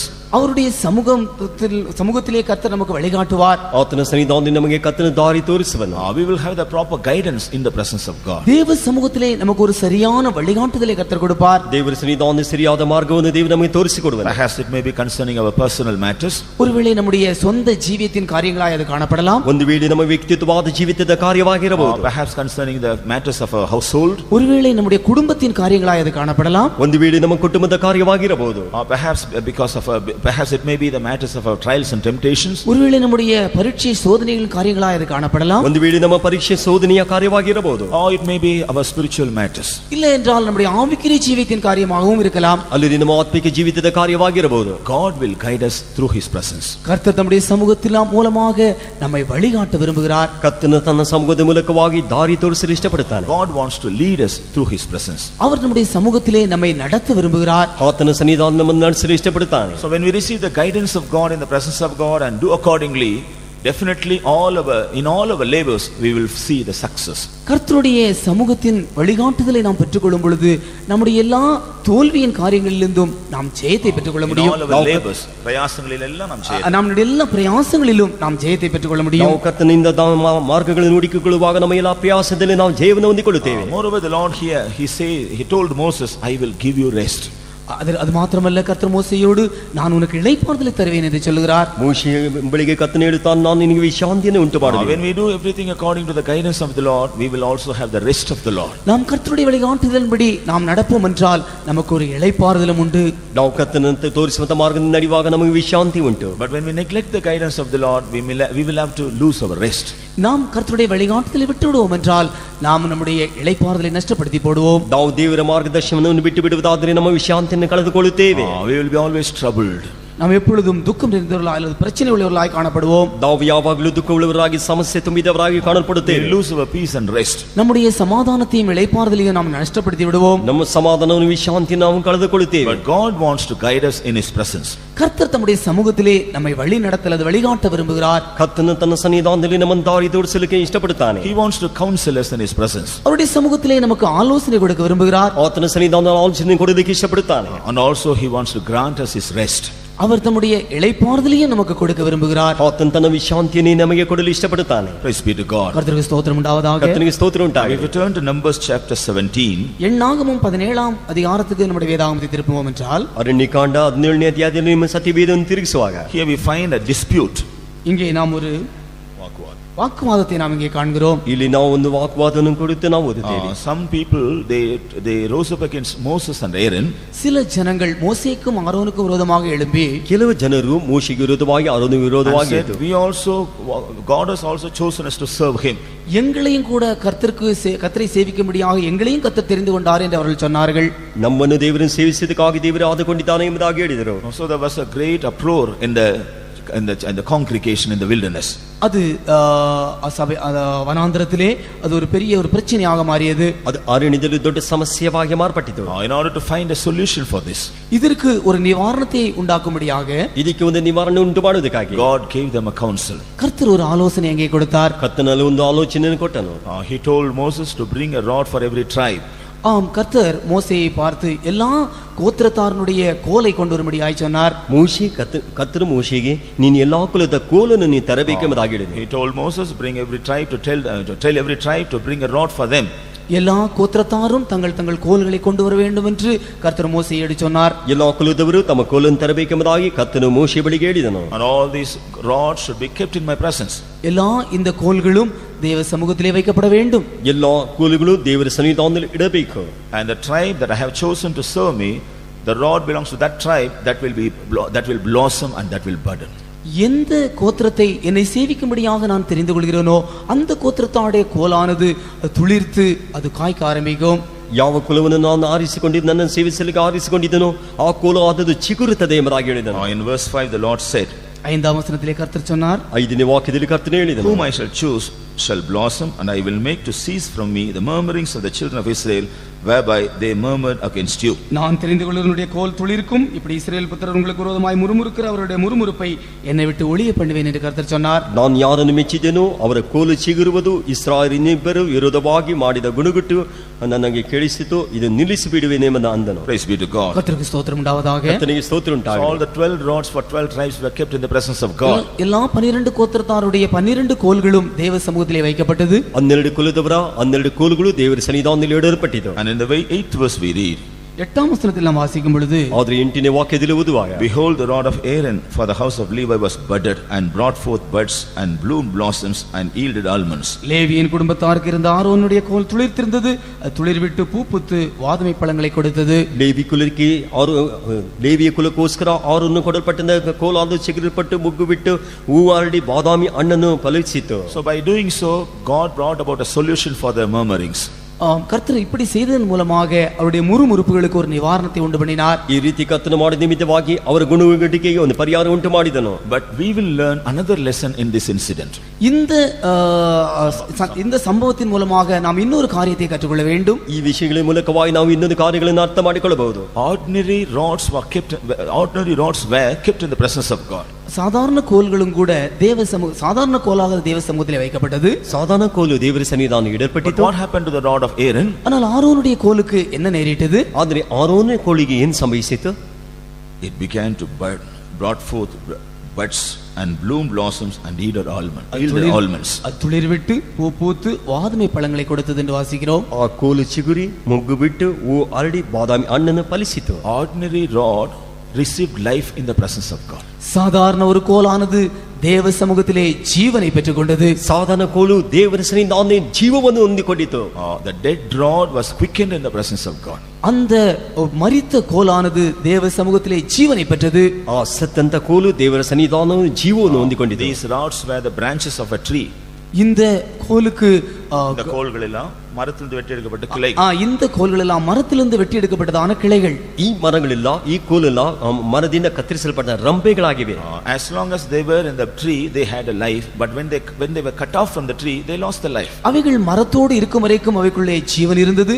அது மரத்திலிருந்து வெட்டி எடுக்கப்பட்ட பின்பு அது ஜீவன் இல்லாததாக போய்விட்டது. ಇದು ಮರದೊಂದಿಗೆ ಇರುವವರಿಗೆ ಜೀವವಿತ್ತು, ಮರದಿಂದ ತೆಗೆಯಲ್ಪಟ್ಟ ಮೇಲೆ ಜೀವ ಇಲ್ಲದೆ ಹೋಯಿತು. So in one sense the dead rods were kept in the presence of God, but one rod was quickened in the presence of God. ஒரு பக்கத்தில் நாம் பார்க்கும் பொழுது மரித்த செத்ததான கோல்களாக அங்கே தேவ சமூகத்தில் வைக்கப்பட்டது. அதிலே ஒரு கோலானது ஜீவனை பெற்றது. ಇನ್ನೊಂದು ವಿಧದಲ್ಲಿ ನೋಡುವಾಗ ಸತ್ತಂತ ಕೋಲನ್ನು ದೇವರ ಸನ್ನಿಧಾನದಲ್ಲಿ ಇಟ್ಟಿತ್ತು, ಅದರಲ್ಲಿ ಒಂದು ಕೋಲು ಚಿಗುರನ್ನು ಹೊಂದಿತು. This is what another beauty of the presence of God. இதுதான் தேவ சமூகத்தினுடைய இன்னொரு அழகான அனுபவம்.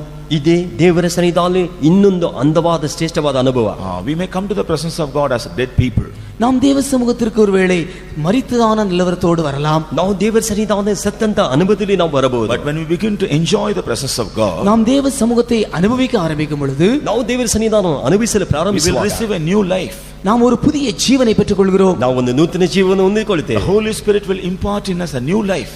தேவனுடைய பரிசுத்த ஆவியானவர் நமக்குள்ளே ஒரு புதிய ஜீவனை கொண்டு வருகிறார். ಪರಿಶುದ್ಧಾತ್ಮ ನಮ್ಮ ಜೀವಿತದಲ್ಲಿ ಒಂದು ಹೊಸ ಜೀವಿತವನ್ನು We ತರುತ್ತಾನೆ. will be quickened in the presence of God. தேவ சமூகத்திலே உயிர்ப்பிக்கப்படுகிறோம். ನಾವು ದೇವರ ಸನ್ನಿಧಾನದಲ್ಲಿ ಉಜ್ಜೀವಿಸಲ್ಪಡುತ್ತೇವೆ. When the rod was revived, அந்த கோலானது உயிரை ஜீவனை பெறும் பொழுது, ಆ ಕೋಲಾದ ಜೀವನ ಹೊಂದಿಕೊಂಡಾಗ it was budded, அது பூ பூத்தது, ಅದು ಮುಗ್ಗಿತು, it was blossomed, அது துளிர் விட்டது, அது பூ பூத்தது, ಅದು ಚಿಗುರಿತು, it ಮುಗ್ಗಿತು, also yielded fruits. அது பழங்களையும் கொடுத்தது. ಅದು ಹಣ್ಣುಗಳನ್ನು ಕೊಟ್ಟಿತು. In the same way, when we are revived in the presence of God, அதே போலவே நாம் தேவ சமூகத்திலே நாம் உயிர்ப்பிக்கப்படும் பொழுது, ಅದೇ ರೀತಿಯಾಗಿ ನಾವು ದೇವರ ಸನ್ನಿಧಾನದಲ್ಲಿ ಉಜ್ಜೀವಿಸಲ್ಪಡುವಾಗ we will become useful for others. நாம் மற்றவர்களுக்கு உபயோகமுள்ளவர்களாய் மாறுவோம். ನಾವು ಬೇರೆಯವರಿಗೆ ಉಪಯೋಗವುಳ್ಳವರಾಗಿ ಮಾರ್ಪಡುತ್ತೇವೆ. God will begin to use you. கர்த்தர் உங்களை கொண்டு உபயோகப்படுத்த ஆரம்பிப்பார். ಕರ್ತನು ನಿಮ್ಮನ್ನು ಒಂದು ಉಪಯೋಗಪಡಿಸುವವರಾಗಿ ಮಾರ್ಪಡಿಸುವರು. Gifts and talents, God will make us useful for others. கர்த்தர் உங்களை வரங்களினாலும் தாளந்துகளினாலும் மற்றவர்களுக்கு உபயோகமாய் வைப்பார். ಕರ್ತನು ನಿಮ್ಮ ವರಗಳಿಂದ ತಾಳಂದಿಂದ ಬೇರೆಯವರಿಗೆ ಉಪಯೋಗವಾಗಿ ಇಡುತ್ತಾನೆ. There is quickening power in the presence of God. தேவ சமூகத்திலே ஒரு உயிர்ப்பிக்கிறதான வல்லமை இருக்கிறது.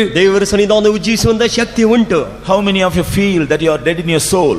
உங்கள் எத்தனை பேர் உங்களுடைய ஆத்மாவுக்குள்ளே மரித்த நிலவரத்தை நீங்கள் அனுபவிக்கிறீர்கள்? ನಿಮ್ಮಲ್ಲಿ ಎಷ್ಟು ಮಂದಿ ನಿಮ್ಮ ಆತ್ಮದಲ್ಲಿ ಸತ್ತಂತ ಅನುಭವವನ್ನು ಅನುಭವಿಸುತ್ತಿದ್ದೀರಾ? How many of you feel that you are dead in your mind? உங்களுடைய மனதிலே மரித்ததான அனுபவத்தை உங்களில் எத்தனை பேர் உணர்கிறீர்கள்? ನಿಮ್ಮ ಮನಸ್ಸಿನಲ್ಲಿ ಎಷ್ಟು ಜನ ಸತ್ತಂತ ಅನುಭವವನ್ನು ನೀವು How many of ಅನುಭವಿಸುತ್ತೀರಾ? you feel that you are dead in your body?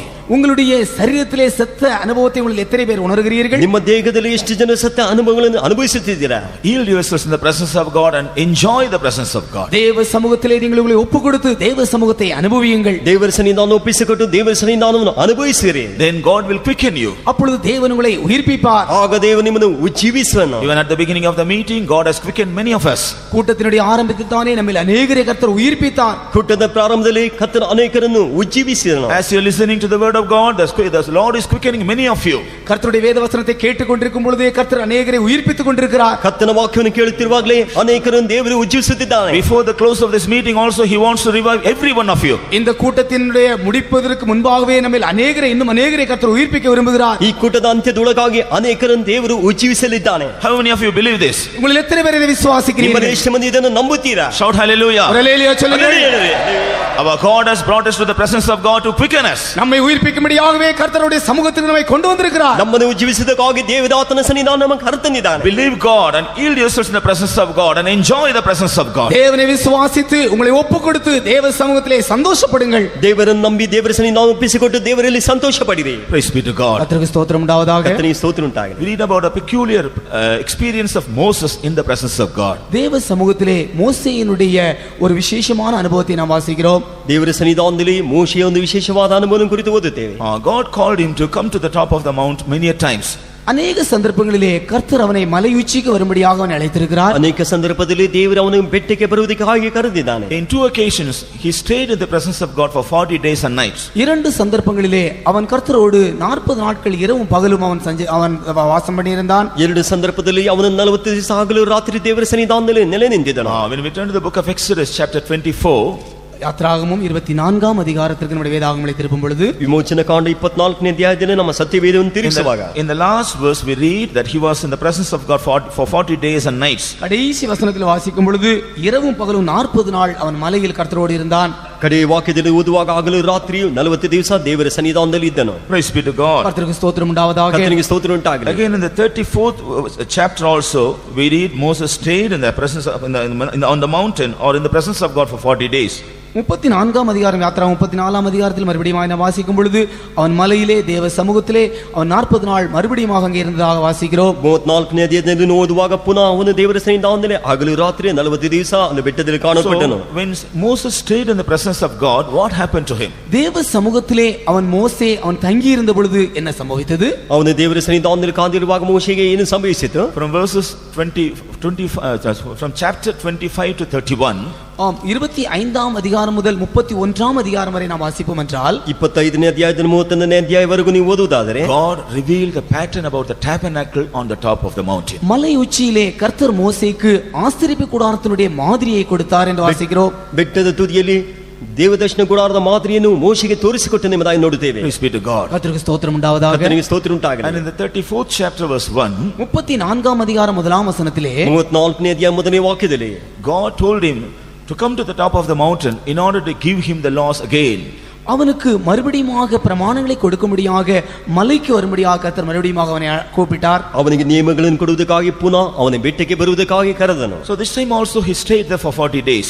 இந்த சமயத்திலும் கூட அவன் 40 நாள் தேவ சமூகத்திலே தங்கி இருந்தான். ಈ ಸಂದರ್ಭದಲ್ಲಿ ಅವನು 40 ದಿವಸ ದೇವರ ಸನ್ನಿಧಾನದಲ್ಲಿ ತಂಗಿದ್ದನು. Praise be to God. கர்த்தருக்கு ஸ்தோத்திரம் உண்டாவதாக. ಕರ್ತನಿಗೆ ಸ್ತೋತ್ರ ಉಂಟಾಗಲಿ. Chapter 34 and verse 28 we read that he stayed in the presence of God for 40 days and nights. 34ஆம் அதிகாரம் 20ஆம் வசனத்திலே 28ஆம் வசனத்திலே அவன் 40 நாள் இரவும் பகலும் அவன் தேவ சமூகத்திலே தங்கி இருந்தான் என்று வாசிக்கிறோம். 34ನೇ 38ನೇ 28ನೇ ವಚನದಲ್ಲಿ ಅವನು 40 ದಿವಸ ಹಗಲು ರಾತ್ರಿ ದೇವ ಸನ್ನಿಧಾನದಲ್ಲಿ ನಿಂತಿದ್ದನು. So when Moses dwelt in the presence of God, அவன் மோசே தேவ சமூகத்திலே அவன் தங்கி இருந்த பொழுது ಅವನು ಮೋಶೆ ದೇವರ ಸನ್ನಿಧಾನದಲ್ಲಿ ತಂಗಿರುವಾಗ he received 2 important things from the Lord. அவன் கர்த்தரிடத்திலிருந்து 2 முக்கியமான காரியங்களை பெற்றுக்கொண்டான். ಅವನು ದೇವರ ಬಳಿಯಿಂದ 2 ಮುಖ್ಯವಾದ ಕಾರ್ಯಗಳನ್ನು ಹೊಂದಿಕೊಂಡನು. Pattern about the tabernacle, ஆசரிப்பு கூடாரத்தினுடைய மாதிரி, ದೇವದರ್ಶನ ಗುಡಾರದ ಮಾದರಿ, and the laws of God. கர்த்தருடைய பிரமாணங்கள், ದೇವರ ಆಜ್ಞೆಗಳನ್ನು. Praise be to God. கர்த்தருக்கு ஸ்தோத்திரம் உண்டாவதாக. ಕರ್ತನಿಗೆ ಸ್ತೋತ್ರ ಉಂಟಾಗಲಿ. When we also learn to be in the presence of God like Moses, நாம் மோசேயை போல நாமும் கூட கர்த்தருடைய சமூகத்திலே இருக்க நாம் கற்றுக்கொள்ளும் பொழுது ನಾವು ಮೋಸೆಯಾಗಿ ದೇವರ ಸನ್ನಿಧಾನದಲ್ಲಿ ಇರುವುದಕ್ಕೆ ನಾವು ಕಲಿತುಕೊಳ್ಳುವಾಗ God wants to reveal these 2 things to us also. நமக்கும் கூட கர்த்தர் இந்த 2 காரியங்களையும் வெளிப்படுத்த விரும்புகிறார். ನಮಗೂ ಕರ್ತನು ಈ 2 ಕಾರ್ಯಗಳನ್ನು ಪ್ರಕಟಿಸಲಿಕ್ಕೆ ಇಷ್ಟಪಡುತ್ತಾನೆ. He wants to reveal about his eternal habitations to us. நமக்குள்ளே அவர் நம்முடைய நித்திய வாசஸ்தலத்தை குறித்த மாதிரியை நமக்குள்ளே அவர் வெளிப்படுத்த விரும்புகிறார். ನಮ್ಮಲ್ಲಿ ನಿತ್ಯ ನಿವಾಸವನ್ನು ಕುರಿತು ಆ ಮಾದರಿ ನಮ್ಮಲ್ಲಿ ತೋರಿಸಲಿಕ್ಕೆ ಇಷ್ಟಪಡುತ್ತಾನೆ. He wants to reveal to us our eternal abode. நம்முடைய நித்திய வாசஸ்தலத்தை குறித்து நமக்கு வெளிப்படுத்த விரும்புகிறார். ನಮಗೆ ನಿತ್ಯ ವಾಸಸ್ಥಳವನ್ನು ಕುರಿತು ಒಂದು ಪ್ರಕಟಣೆ ನಮಗೆ ಕೊಡುತ್ತಿದ್ದಾನೆ. We read about Abraham in the Old Testament. பழைய ஏற்பாட்டிலே ஆபிரகாமை குறித்து நாம் காண்கிறோம். ಹಳೆಯ ಒಡಂಬಡಿಕೆಯಲ್ಲಿ ಅಬ್ರಹಾಮನ ಕುರಿತು ಓದುತ್ತೇವೆ. God told him to leave his country, his father's house and kindred. கர்த்தர் அவனை நோக்கி உன்னுடைய இனம், உன்னுடைய தகப்பன் வீடு எல்லாவற்றையும் புறப்பட்டு வரும்படியாய் சொன்னார். ಕರ್ತನು ಅವನನ್ನು ನೋಡಿ ನಿನ್ನ ತಂದೆಯ ಮನೆಯನ್ನು ಬಂಧು ಬಳಗವನ್ನು ಬಿಟ್ಟು ನೀನು ಹೊರಟು ಬಾ ಅಂತ ಎಂಬುದಾಗಿ ಕರೆಯುತ್ತಾನೆ. Earlier he was an idolater. முதலாவது அதற்கு முன்பாக அவன் ஒரு விக்கிரகாராதனைக்காரனாக இருந்தான். ಅದಕ್ಕೆ ಮುಂಚಿತವಾಗಿ ಅವನು ವಿಗ್ರಹಾರಾಧನೆಗಾರನಾಗಿದ್ದನು. But what made Abraham to obey the Lord, even obey the Lord when the Lord told him to leave everything? எல்லாவற்றையும் அவன் விட்டு அவன் வர வேண்டும் என்று கர்த்தர் சொன்ன பொழுது அவன் அதற்கு கீழ்ப்படிந்தான். ಎಲ್ಲವನ್ನೂ ಬಿಟ್ಟು ಬರಬೇಕೆಂಬುದಾಗಿ ಹೇಳಿದಾಗ Abraham to obey the Lord. தேவன் கீழ்ப்படிய எந்த காரியம் ஆபிரகாமுக்கு உதவி செய்தது? அவனுக்கு கர்த்தர் அவனுக்கு கீழ்ப்படிய எந்த காரியம் அவனுக்கு உதவி செய்தது? ಆತನು ಕರ್ತನ ಮಾತಿಗೆ ವಿಧೇಯನಾಗುವುದಕ್ಕೆ ಈ ಕಾರ್ಯಗಳು ಅವನಿಗೆ ಸಹಾಯ ಮಾಡಿತು. In Acts of the Apostles chapter 7, அப்போஸ்தலர் நடபடிகள் 7ஆம் அதிகாரத்திலே அப்போஸ்தலர் ಕೃತ್ಯಗಳು 7ನೇ ಅಧ್ಯಾಯದಲ್ಲಿ when Stephen speaks about the same incident, ஸ்தேவான் இதே சம்பவத்தை அவன் அங்கே பேசுகிறான். ಸ್ಟೇಫಾನನು ಇದೇ ಸಂಭವವನ್ನು ಕುರಿತು ಅಲ್ಲಿ ಮಾತನಾಡುತ್ತಾನೆ. he told God of glory appeared to Abraham. மகிமையின் தேவன் ஆபிரகாமுக்கு வெளிப்பட்டார் என்று அங்கே ஸ்தேவான் சொல்கிறான். ಪ್ರಭಾವದ ದೇವರು ಅಬ್ರಹಾಮನಿಗೆ ತೋರಲ್ಪಟ್ಟನು ಎಂಬುದಾಗಿ ಅಲ್ಲಿ ಸ್ಟೇಫಾನನು ಹೇಳುತ್ತಾನೆ. So when Abraham saw the God of glory, Abraham தேவனுடைய மகிமையை கண்ட பொழுது, மகிமையின் தேவனை ஆபிரகாம் கண்ட பொழுது, ಅಬ್ರಹಾಮನು ಪ್ರಭಾವದ ದೇವರನ್ನು ನೋಡಿದಾಗ he was ready to obey him. அவன் கர்த்தருக்கு கீழ்ப்படிய ஆயத்தமாயிருந்தான். ಅವನು ಕರ್ತನಿಗೆ ವಿಧೇಯನಾಗುವುದಕ್ಕೆ ಸಿದ್ಧನಾಗಿದ್ದನು. He was ready to leave his father's house, his kindred and land. அவன் தன்னுடைய தேசத்தையும் தன்னுடைய தகப்பன் வீட்டையும் தன்னுடைய இனஜனத்தாரையும் அவன் விட தீர்மானித்தான். ಅವನು ತನ್ನ ದೇಶವನ್ನು ತನ್ನ ಬಂಧು ಬಳಗದವನು ತಂದೆಯ ಮನೆಯನ್ನು ಬಿಟ್ಟು ಬಿಡುವುದಕ್ಕೆ ತೀರ್ಮಾನ ಮಾಡಿದನು. So the glory of God made Abraham to obey him. மகிமையின் தேவன், தேவனுடைய மகிமையானது ஆபிரகாம் கர்த்தருக்கு கீழ்ப்படியது ஏதுவாயிருந்தது. ದೇವರ ಮಹಿಮೆಯಾದದ್ದು ಆಬ್ರಹಾಮನ ವಿಧಿಯನ್ನು ಮಾಡುವುದಕ್ಕೆ ಅದು ಸಹಾಯವಾಗಿದೆ. In the same way, when we come to the presence of God, God wants to reveal the glory of our eternal habitation. அதை போலவே நாம் தேவ சமூகத்துக்கு வரும் பொழுது நம்முடைய நித்திய வாசஸ்தலத்தை குறித்தான மகிமையை கர்த்தர் நமக்கு வெளிப்படுத்த விரும்புகிறார். ಅದೇ ರೀತಿಯಾಗಿ ನಾವು ದೇವ ಸನ್ನಿಧಾನ ಬರುವಾಗ ನಿತ್ಯ ನಿವಾಸವನ್ನು ಕುರಿತು ಮಹಿಮೆಯನ್ನು ತೋರಿಸಲು ಇಷ್ಟಪಡುತ್ತಾನೆ. Whenever we come to the presence of God, he wants to enlighten our vision in order to see our glorious habitation. நம்முடைய நாம் தேவனுடைய சமூகத்துக்கு வரும் பொழுது நம்முடைய மகிமையின் வாசஸ்தலத்தை குறித்ததான அந்த உணர்வை, தரிசனத்தை கர்த்தர் நமக்குள்ளே அவர் பிரகாசிக்க செய்ய விரும்புகிறார். ನಾವು ದೇವರ ಸನ್ನಿಧಾನಕ್ಕೆ ಬರುವಾಗ ನಮ್ಮ ನಿತ್ಯ ನಿವಾಸದ ಕುರಿತಾದ ದರ್ಶನವನ್ನು ಪ್ರಕಾಶಿಸುವಂತೆ ಮಾಡುತ್ತಾನೆ. Whenever vision is enlightened concerning our glorious habitation, நம்முடைய மகிமையின் வாசஸ்தலத்தை குறித்ததான அந்த தரிசனமானது நமக்குள்ளே பிரகாசிக்கப்படும் பொழுது, ಆ ಮಹಿಮೆಯಾದ ನಿವಾಸದ ಕುರಿತಾದ ಆ ದರ್ಶನ ನಮ್ಮಲ್ಲಿ ಪ್ರಕಾಶಿಸುವಾಗ we will be ready to leave the glory of this world. நாம் இந்த உலகத்தின் மகிமையை விட்டுவிட நாம் ஆயத்தமாயிருப்போம். ನಾವು ಈ ಲೋಕದ ಮಹಿಮೆಯನ್ನು ಬಿಟ್ಟು ಬಿಡುವುದಕ್ಕೆ ತೀರ್ಮಾನಿಸುತ್ತೇವೆ. We will be ready to leave the greatness of this world. இந்த உலகத்தினுடைய மேன்மைகளை நாம் விட்டுவிட நாம் ஆயத்தமாயிருப்போம். ಈ ಲೋಕದ ಎಲ್ಲ ಶ್ರೇಷ್ಠತೆಯನ್ನು ನಾವು ಬಿಟ್ಟು ಬಿಡಲು ಸಿದ್ಧರಾಗಿರುತ್ತೇವೆ. We will be ready to leave the rudiments of this world. இந்த உலகத்தினுடைய பழக்க வழக்கங்களை விட்டுவிட நாம் ஆயத்தமாயிருப்போம். ನಾವು ಈ ಲೋಕದ ಅಭ್ಯಾಸಗಳನ್ನು ಬಿಟ್ಟು ಬಿಡುವುದಕ್ಕೆ ನಾವು ಸಿದ್ಧರಾಗಿರುತ್ತೇವೆ. We will be ready to leave the fashions and the things of this world. இந்த உலகத்தினுடைய காரியங்கள், இந்த உலகத்தினுடைய ஆசாபாசங்களை விட்டுவிட நாம் ஆயத்தமாயிருப்போம். ಈ ಲೋಕದ ಆಸಾಪಾಸಗಳನ್ನು ಬಿಟ್ಟು ಬಿಡುವುದಕ್ಕೆ ನಾವು ಸಿದ್ಧರಾಗಿರುತ್ತೇವೆ. Why the people of God want to enjoy this world? ஏன் தேவனுடைய ஜனங்கள் உலகத்தை அனுபவிக்க அவர்கள் ஆசைப்படுகிறார்கள்? ಯಾಕೆ ಜನರು ಲೋಕವನ್ನು ಅನುಭವಿಸಲಿಕ್ಕೆ ಇಷ್ಟಪಡುತ್ತಾರೆ? Because they don't have the vision and the revelation about their glorious habitation. மகிமையின் வாசஸ்தலத்தை குறித்ததான அந்த தரிசனம் அவர்களுக்கு இல்லாமல் இருக்கிறபடியால் தான். ಪ್ರಭಾವದ ನಿವಾಸವನ್ನು ಕುರಿತ ದರ್ಶನ ಅವರಲ್ಲಿ ಇಲ್ಲದೇ ಇರುವ ನಿಮಿತ್ತವಾಗಿ. Recently I heard about a church in Andhra Pradesh. நான் சமீபத்திலே ஆந்திராவில் இருக்கிறதான ஒரு சபையை குறித்து இப்படி கேள்விப்பட்டேன். ಇತ್ತೀಚೆಗೆ ಆಂಧ್ರದಲ್ಲಿ ಇರುವಂತ ಒಂದು ಸಭೆಯನ್ನು ಕುರಿತು ಈ ರೀತಿ ಕೇಳಲ್ಪಟ್ಟೆನು. In the main entrance, அவருடைய முக்கிய நுழைவாயிலே, ಅವರ ಮುಖ್ಯ ದ್ವಾರದಲ್ಲಿ a big strip of gold is kept. ஒரு பெரிய on the floor it was laid. அவருடைய அந்த முக்கிய நுழைவாயிலே அந்த கதவினுடைய வாசல்ல பொன்னால ஒரு குறிப்பிட்ட ஒரு ஸ்ட்ரிப் ஒரு தர போட்டு ஒரு பொன் தரையானது அங்கே பதிக்கப்பட்டிருந்தது. ಅವರ ಮುಖ್ಯ ಬೀದಿಯಲ್ಲಿ ಅವರು ಬಂಗಾರದ ನೆಲವನ್ನು ಹಾಕಲ್ಪಟ್ಟಿದೆ. What do they say? அவர்கள் என்ன சொல்கிறார்கள்? ಏನು ಹೇಳಿದ್ದಾರೆ? In eternity we are going to walk on the goal. நாம் நித்தியத்திலே நாம் பொன்னின் மேல் அல்ல தங்கத்தின் மேல் நடக்க போகிறோம். ನಾವು ನಿತ್ಯದಲ್ಲಿ ಬಂಗಾರದ ಮೇಲೆ ನಡೆಯಲಿದ್ದೇವೆ. Because we read in the scripture the streets of New Jerusalem was made of gold. நாம் வேத வசனத்தில் வாசிக்கும் பொழுது புதிய எருசலேமினுடைய வீதிகள் எல்லாம் அது பொன்னினால் செய்யப்பட்டது என்று நாம் வாசிக்கிறோம். ನಾವು ವೇದದಲ್ಲಿ ನಾವು ಓದುವಾಗ ಹೊಸ ಯೆರೂಸಲೇಮ್ ಬೀದಿ ಆದದ್ದು ಚೊಕ್ಕ ಬಂಗಾರದಿಂದ ಮಾಡಲ್ಪಟ್ಟಿದೆ ಎಂಬುದಾಗಿ ಓದುತ್ತೇವೆ. Right now that should be under our feet, that should not be upon our body. இப்பொழுது தானே அது நம்முடைய கால்களுக்கு கீழே இருக்கும் என்றால் அது நம்முடைய சரீரத்தில் it must be under our feet and it should not be upon our body. அது இப்பொழுது தானே நம்முடைய கால்களுக்கு கீழே இருக்க வேண்டும், நம்முடைய சரீரத்திலே அது வரக்கூடாது. ಈಗಲೇ ಅದು ನಮ್ಮ ಕಾಲಿನ ಕೆಳಗೆ ಇರಬೇಕು, ಅದು ನಮ್ಮ ದೇಹದ ಮೇಲೆ ಬರಬಾರದು. That's why they have made us in the floor a golden strip. ஆனபடினால் தான் அவர்கள் அந்த தரையிலே இந்த பொன்னை அவர்கள் பதித்து வைத்திருக்கிறார்கள். ಆದ್ದರಿಂದ ಅವರು ಆ ನೆಲಕ್ಕೆ ಅವರು ಬಂಗಾರವನ್ನು ಹಂಚಿದ್ದಾರೆ. Praise be to God. கர்த்தருக்கு ஸ்தோத்திரம் உண்டாவதாக. ಸ್ತೋತ್ರ ಉಂಟಾಗಲಿ. Dear children of God, when we have a revelation or vision about the glorious habitation that God is preparing for us, அருமையான தேவனுடைய பிள்ளைகளே, கர்த்தர் நமக்கு ஆயத்தம் பண்ணி கொண்டிருக்கிறதான நித்திய வாசஸ்தலத்தை குறித்ததான ஒரு வெளிப்படுத்தல் நமக்கு எப்பொழுதும் இருக்க வேண்டும். அப்படி இருக்கும் என்றால் ಪ್ರಿಯವಾದವರೇ, ನಮಗಾಗಿ ಕರ್ತನ ನಿತ್ಯ ವಾಸಸ್ಥಳವನ್ನು ಸಿದ್ಧ ಮಾಡುವುದು ಒಂದು ಪ್ರಕಟಣೆ ನಮಗೆ ಇರುವುದಾದರೆ we will not be affected or allured by the glories of this world or the things of this world. இந்த அப்படி இருக்கும் என்றால் இந்த உலகத்தின் மகிமையோ இந்த உலகத்தின் காரியங்களோ நம்மை ஒரு நாளும் அது அசைக்க முடியாது. ಹಾಗಿರುವುದಾದರೆ ಈ ಲೋಕದ ಕಾರ್ಯವೋ ಈ ಲೋಕದ ಕಾರ್ಯಗಳು ನಮ್ಮನ್ನು ಗದರಿಸಲಿಕ್ಕೆ ಸಾಧ್ಯವಿಲ್ಲ. The Lord gave him laws. இரண்டாவதாக கர்த்தர் பிரமாணங்களை மலையிலே கொடுத்தார். ಇದಕ್ಕಾಗಿ ಕರ್ತನ ಆಜ್ಞೆಗಳನ್ನು ಕೊಟ್ಟನು. Praise be to God. கர்த்தருக்கு ஸ்தோத்திரம். ಕರ್ತನಿಗೆ ಸ್ತೋತ್ರ. When we come to the presence of God also, the Lord gives us laws through his counsel. நாம் தேவனுடைய சமூகத்துக்கு வரும் பொழுது அவருடைய ஆலோசனையின் மூலமாக அவருடைய கட்டளைகளை அல்லது அவருடைய பிரமாணங்களை நமக்கு கொடுக்கிறார். ನಾವು ದೇವರ ಸನ್ನಿಧಾನಕ್ಕೆ ಬರುವಾಗ ಆತನ ಆಲೋಚನೆ ಮೂಲಕವಾಗಿ ಆತನ ನಿಯಮಗಳನ್ನು ನಮಗೆ ಕೊಡ್ತಾನೆ. When we receive these laws and when we apply these laws in our lives, நாம் இந்த கற்பனைகளை பெற்றுக்கொண்டு இந்த பிரமாணங்களை பெற்றுக்கொண்டு நம்முடைய ஜீவியத்தில் நம்ம அதை கொண்டு வருவோம் என்றால் ಈ ಆಜ್ಞೆಗಳನ್ನು ನಾವು ಹೊಂದಿಕೊಂಡು ನಮ್ಮ ಜೀವಿತಕ್ಕೆ ನಾವು ಇದು ತರುವುದಾದರೆ that will prepare us to reach our destination. நாம் நம்முடைய போய் சேர வேண்டியதான அந்த இடத்திலே போய் சேர அது நமக்கு உதவி செய்யும். ಅದು ನಾವು ಹೋಗಿ ಸೇರಬೇಕಾದ ಸ್ಥಳಕ್ಕೆ ಹೋಗಿ ಸೇರುವುದಕ್ಕೆ ಸಹಾಯ ಮಾಡುತ್ತದೆ. Praise be to God. கர்த்தருக்கு ஸ்தோத்திரம் உண்டாவதாக. ಕರ್ತನಿಗೆ ಸ್ತೋತ್ರ ಉಂಟಾಗಲಿ. Another important thing we find in Moses, மோசேக்குள்ளே காணக்கூடியதான இன்னொரு முக்கியமான காரியம், ಮೋಶೆಯ ಬಳಿಗೆ ಕಾಣಲ್ಪಡುವಂತ ಇನ್ನೂ ಮುಖ್ಯವಾದ ಕಾರ್ಯ in verse 29, 29ஆம் வசனத்திலே 29ನೇ ವಚನದಲ್ಲಿ chapter 34 and verse 29, யாத்ராகமம் 34ஆம் அதிகாரம் 29ஆம் வசனத்திலே ವಿಮೋಚನ ಕಾಂಡ 34 29ನೇ ವಚನದಲ್ಲಿ when Moses came down from the presence of God, மோசே தேவனுடைய சமூகத்திலிருந்து அவன் இறங்கி வந்த பொழுது ಮೋಶೆ ದೇವರ ಸನ್ನಿಧಾನದಿಂದ ಇಳಿದು ಬರುವಾಗ the skin of his face shone while he talked with him. அவன் அவர்களோடு பேசின பொழுது அவனுடைய முகம் பிரகாசிக்கிறதை கண்டார்கள். ಅವನೊಂದಿಗೆ ಮಾತನಾಡಿದಾಗ ಅವನ ಮುಖ ಪ್ರಕಾಶವಾಗಿ ಹೊಂದಿದ್ದನ್ನು ನೋಡಿದರು. Moses was not aware of it, but others were able to see this. மோசே அதை குறித்து அறிந்திருக்கவில்லை, ஆனால் மற்ற ஜனங்கள் அதை கண்டார்கள். ಮೋಶೆ ಅದನ್ನು ತಿಳಿದಿರಲಿಲ್ಲ, ಆದರೆ ಬೇರೆ ಜನರು ಅದನ್ನು ತಿಳಿದಿದ್ದಾರೆ. There was a big glory, a great glory in the face of Moses. மோசேனுடைய முகத்திலே ஒரு பெரிய மகிமை காணப்பட்டிருந்தது. ಮೋಶೆಯ ಮುಖದಲ್ಲಿ ಒಂದು ದೊಡ್ಡ ಪ್ರಕಾಶವು ಕಾಣಲ್ಪಟ್ಟಿತು. His face was shining with glory. அவனுடைய முகமானது மகிமையினால் பிரகாசித்தது.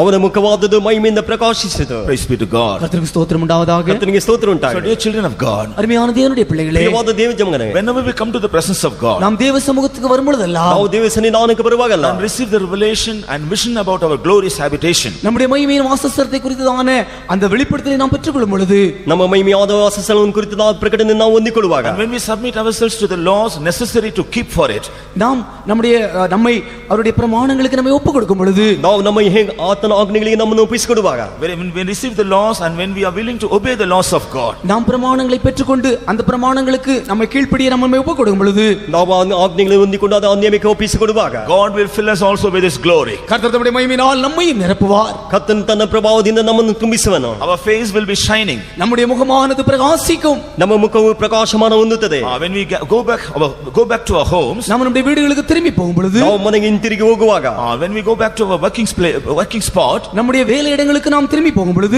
ನಾವು ಕೆಲಸ ಮಾಡುವಂತ ಸ್ಥಳಕ್ಕೆ ಹಿಂತಿರುಗಿ ಹೋಗುವಾಗ others will be able to see the glory in our face. நம்முடைய முகத்திலே நாம் நம்முடைய பிரகாச தேவ மகிமையை காணாவிட்டாலும் கூட ನಾವು ನಮ್ಮ ಮುಖದಲ್ಲಿ ಇರುವ ಪ್ರಕಾಶ ನೋಡದೆ ಹೋದರು others are able to see the glory in our face. மற்றவர்கள் நம்முடைய முகத்திலே அவர்கள் தேவனுடைய மகிமையை காண முடியும். ಬೇರೆಯವರು ನಮ್ಮ ಮುಖದಲ್ಲಿ ಇರುವಂತ ದೇವರ ಮಹಿಮೆಯನ್ನು ಕಾಣಲಿಕ್ಕೆ ಸಾಧ್ಯವಾಗುತ್ತದೆ. They will tell us, you are seen very happy, what happened to you? அவர்கள் சொல்லுவார்கள், நீ மிகவும் சந்தோஷமாயிருக்கிறாயே, உனக்கு என்ன நேரிட்டது? ಅವರು ಹೇಳುತ್ತಾರೆ, ನೀನು ಬಹಳವಾಗಿ ಸಂತೋಷವಾಗಿದ್ದೀಯ, ನಿನಗೆ ಏನು ಸಂಭವಿಸಿದೆ நேசித்தீர்கள். Others will be able to see the glory on our face. நம்முடைய முகத்திலே மற்றவர்கள் தேவ மகிமையை காண முடியும்.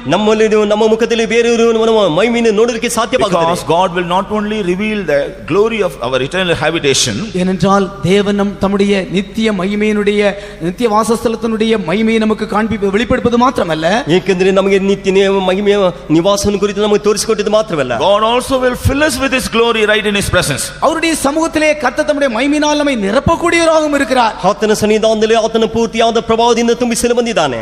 This is how we are going from glory to glory. இதுதான் நாம் மகிமையிலிருந்து மகிமையிலே அடைந்து கொள்ள முடியும். ಇದನ್ನೇ ನಾವು ಮಹಿಮೆಯಿಂದ ಮಹಿಮೆಯನ್ನು ಹೊಂದಿಕೊಳ್ಳಲಿಕ್ಕೆ ಸಾಧ್ಯವಾಗುತ್ತದೆ. This is how the Lord is performing the work of transformation in our life. நம்முடைய ஜீவியத்திலே கர்த்தர் இப்படித்தான் அவர் நமக்குள்ளே மறுரூபத்தின் வேலையை செய்து கொண்டிருக்கிறார். ಹೀಗೆ ನಮ್ಮ ಜೀವಿತದಲ್ಲಿ ಕರ್ತನ ರೂಪಾಂತರ ಕೆಲಸವನ್ನು ಮಾಡುತ್ತಿರುತ್ತಾನೆ. Praise be to God. கர்த்தருக்கு ஸ்தோத்திரம் உண்டாவதாக. ಕರ್ತನಿಗೆ ಸ್ತೋತ್ರ ಉಂಟಾಗಲಿ. That's why he wants us to honor the presence of God and enjoy the presence of God and live in the presence of God. அப்படினால் தான் நாம் தேவ சமூகத்தை கனப்படுத்தி தேவ சமூகத்திலே சந்தோஷப்பட்டு தேவ சமூகத்திலேயே தங்கி இருக்கும்படியாக அவர் விரும்புகிறார். ಆದ್ದರಿಂದ ನಾವು ದೇವ ಸನ್ನಿಧಾನವನ್ನು ಗಣಪಡಿಸಿ ದೇವರ ಸನ್ನಿಧಾನ ತಂಗಿದ್ದು ದೇವರ ಸನ್ನಿಧಾನ ಉಲ್ಲಾಸ ಪಡಬೇಕೆಂಬುದಾಗಿ ಇಷ್ಟಪಡುತ್ತಾನೆ. When we come to the presence of God, நம் தேவ சமூகத்திற்கு வரும் பொழுது ನಾವು ದೇವ ಸನ್ನಿಧಾನಕ್ಕೆ ಬರುವಾಗ God will convict our faults, and when we repent for them, he will forgive our faults. கர்த்தர் நம்முடைய பாவங்களை நமக்கு உணர்த்தி கொடுக்கிறார். நாம் அதிலிருந்து மன்னிப்பை பெற்றுக்கொள்கிறோம். ನಾವು ನಮ್ಮ ಪಾಪಗಳನ್ನು ಆತನು ನಮಗೆ ಗ್ರಹಿಸಿಕೊಡುತ್ತಾನೆ, ಅದರಿಂದ ಕ್ಷಮಾಪಣೆಯನ್ನು ಹೊಂದಿಕೊಳ್ಳುತ್ತೇವೆ. When we come to the presence of God, நாம் தேவ சமூகத்துக்கு வரும் பொழுது ನಾವು ದೇವ ಸನ್ನಿಧಾನಕ್ಕೆ ಬರುವಾಗ we will be convicted of our faults, and when we begin to confess them, God will bless us as well as our household. கர்த்தர் நம்முடைய குற்றங்களை நமக்கு உணர்த்துகிறார். நாம் அவற்றை அறிக்கை செய்யும் பொழுது கர்த்தர் நமக்கு மன்னித்து அதன் மூலமாக நம்மை ஆசீர்வதிக்கிறார், நம்முடைய குடும்பத்தாரையும் ஆசீர்வதிக்கிறார். ನಾವು ದೇವರ ಸನ್ನಿಧಾನ ಬರುವಾಗ ನಮ್ಮ ಕುಂದುಕೊರತೆಗಳನ್ನು ಪ್ರಕಟಿಸಿಕೊಡುತ್ತಾನೆ, ಅದನ್ನು ನಾವು ಅರಿಕೆ ಮಾಡುವಾಗ ಆತನನ್ನು ಕ್ಷಮಿಸಿ ನಮ್ಮನ್ನು ಆಶೀರ್ವದಿಸಿ ನಮ್ಮ ಕುಟುಂಬವನ್ನು ಆಶೀರ್ವದಿಸುತ್ತಾನೆ. In the presence of God, God wants to deliver us from all our griefs and sorrows. தேவ சமூகத்திலே கர்த்தர் நம்முடைய எல்லா துக்கங்களையும் நம்முடைய பாரங்களையும் நீக்கும்படியாக விரும்புகிறார். ದೇವರ ಸನ್ನಿಧಾನದಲ್ಲಿ ನಮ್ಮ ಎಲ್ಲಾ ದುಃಖಗಳನ್ನು ಭಾರಗಳನ್ನು ನೀಗಿಸಲು ಇಷ್ಟಪಡುತ್ತಾನೆ. He wants to hearken to our request, and he wants to grant our request at the right time. நாம் நம்முடைய விண்ணப்பங்களை தேவ சமூகத்திலே எடுக்கிறதான விண்ணப்பங்களை ஏற்ற சமயத்திலே தேவ சமூகத்தில் நமக்கு கொடுக்க அவர் விரும்புகிறார். ನಾವು ದೇವರ ಸನ್ನಿಧಾನ ಮಾಡುವಂತ ಭಿನ್ನಹವನ್ನು ತಕ್ಕ ಸಮಯದಲ್ಲಿ ಆತನು ಕೊಡುವುದಕ್ಕೆ ಇಷ್ಟಪಡುತ್ತಾನೆ. He wants to give us guidance in his presence and command his rest for us. தேவ சமூகத்திலே நமக்கு அவர் வழிகாட்டுதலை கொடுத்து அவர் நம்மை நடத்த விரும்புகிறார். ದೇವರ ಸನ್ನಿಧಾನದಲ್ಲಿ ನಮ್ಮ ಮಾರ್ಗವನ್ನು ತೋರಿಸಿ ಆತನ ದಾರಿ ನಡೆಸಲು ಇಷ್ಟಪಡುತ್ತಾನೆ. He wants to quicken us in the presence of God. தேவ சமூகத்தில் நம்மை அவர் உயிர்ப்பிக்க விரும்புகிறார். ದೇವರ ಸನ್ನಿಧಾನ ನಮ್ಮನ್ನು ಉಜ್ಜೀವಿಸಲು ಇಷ್ಟಪಡುತ್ತಾನೆ. He wants to give us a revelation and vision about our eternal habitation. நம்முடைய நித்திய வாசஸ்தலத்தை குறித்ததான வெளிப்படுத்துதலை அவர் நமக்கு தரிசனத்தை கொடுக்க தேவ சமூகத்தில் விரும்புகிறார். ನಮ್ಮ ನಿತ್ಯ ನಿವಾಸವನ್ನು ಕುರಿತದಾದ ದರ್ಶನವನ್ನು ಪ್ರಕಟಣೆಯನ್ನು ಆತನು ನಮಗೆ ಕೊಡಲು ಇಷ್ಟಪಡುತ್ತಾನೆ. He wants to give us the laws and commandments through his counsel, so that we may be prepared for that eternal habitation. நம்முடைய நித்திய வாசத்தில் நாம் பெற்றுக்கொள்ளும்படியாக அவருடைய சமூகத்திலே அவருடைய ஆலோசனை நிமித்தமாக அவருடைய பிரமாணங்களை கட்டளைகளை அவர் நமக்கு கொடுக்க விரும்புகிறார். ಆತನ ನಿತ್ಯ ನಿವಾಸ ನಿಮಿತ್ತವಾಗಿ ಆತನ ಆಜ್ಞೆಗಳನ್ನು ಆಲೋಚನೆಯನ್ನು ದೇವರು ನಮಗೆ ದಯಪಾಲಿಸುತ್ತಾನೆ. And also he wants to fill us with his glory when we are able to receive it and yield ourselves to his counsel. அவருடைய ஆலோசனைக்கு நம்மை ஏற்றுக்கொண்டு அதற்கு நாம் ஒப்பு கொடுக்கும் பொழுது அவருடைய சமூகத்திலே அவர் தம்முடைய மகிமையினால் நம்மை நிரப்பும்படியாக விரும்புகிறார். ಆತನ ಆಲೋಚನೆಯನ್ನು ನಾವು ವಿಧಿಯಾಗಿ ಅದಕ್ಕೆ ಒಪ್ಪಿಸಿಕೊಡುವಾಗ ಆತನ ಪ್ರಭಾವದಿಂದ ನಮ್ಮನ್ನು ತುಂಬಿಸುತ್ತಾನೆ. And finally, ಕಡೆಯದಾಗಿ in 16th Psalm and verse 11 we read, 16ஆம் சங்கீதம் 11ஆம் வசனத்திலே நாம் வாசிக்கும் பொழுது 16ನೇ ಕೀರ್ತನೆ 11ನೇ ವಚನದಲ್ಲಿ we find in his presence there is fullness of joy, and at his right hand there are pleasures for evermore. அவருடைய சமூகத்திலே பரிபூர்ண ஆனந்தமும் அவருடைய வலது பார்சத்திலே நித்திய பேரின்பமும் உண்டு என்று வாசிக்கிறோம். ನಿನ್ನ ಸಮೂಹದಲ್ಲಿ ಪರಿಪೂರ್ಣ ಸಂತೋಷವಿದೆ, ನಿನ್ನ ಬಲಗೈಯಲ್ಲಿ ಶಾಶ್ವತ ಭಾಗ್ಯವಿದೆ. There is fullness of joy in his presence. அவருடைய சமூகத்திலே பரிபூர்ணமான ஆனந்தம் உண்டு. ಆತನ ಸಮೂಹದಲ್ಲಿ ಪರಿಪೂರ್ಣ ಸಂತೋಷವಿದೆ. So whenever we come to the presence of God, he wants to fill us with all his joy. நாம் எப்பொழுதெல்லாம் தேவ சமூகத்தில் வருகிறோமோ அப்பொழுதெல்லாம் அவருடைய பரிபூர்ணமான சந்தோஷத்தினால் அவர் நம்மை நிரப்ப விரும்புகிறார். ನಾವು ದೇವರ ಸನ್ನಿಧಾನದಾಗ ಯಾವಾಗಲ್ಲ ಬರುತ್ತೇವೋ ಆತನ ಪರಿಪೂರ್ಣ ಸಂತೋಷದಿಂದ ತುಂಬಲು ಇಷ್ಟಪಡುತ್ತಾನೆ. So we shouldn't be satisfied if we receive something in the presence of God. நாம் தேவ சமூகத்திலே ஏதோ பெற்றுக்கொண்டோம் என்பதிலே நாம் திருப்தி பட்டுக்கொள்ள கூடாது. ನಾವು ದೇವರ ಸನ್ನಿಧಾನದಲ್ಲಿ ಯಾವುದೋ ಹೊಂದಿಕೊಂಡಿದ್ದೇವೆ ಎಂಬುದಾಗಿ ತೃಪ್ತಿ ಹೊಂದಬಾರದು. Whatever God wants to give us, he wants to give us full.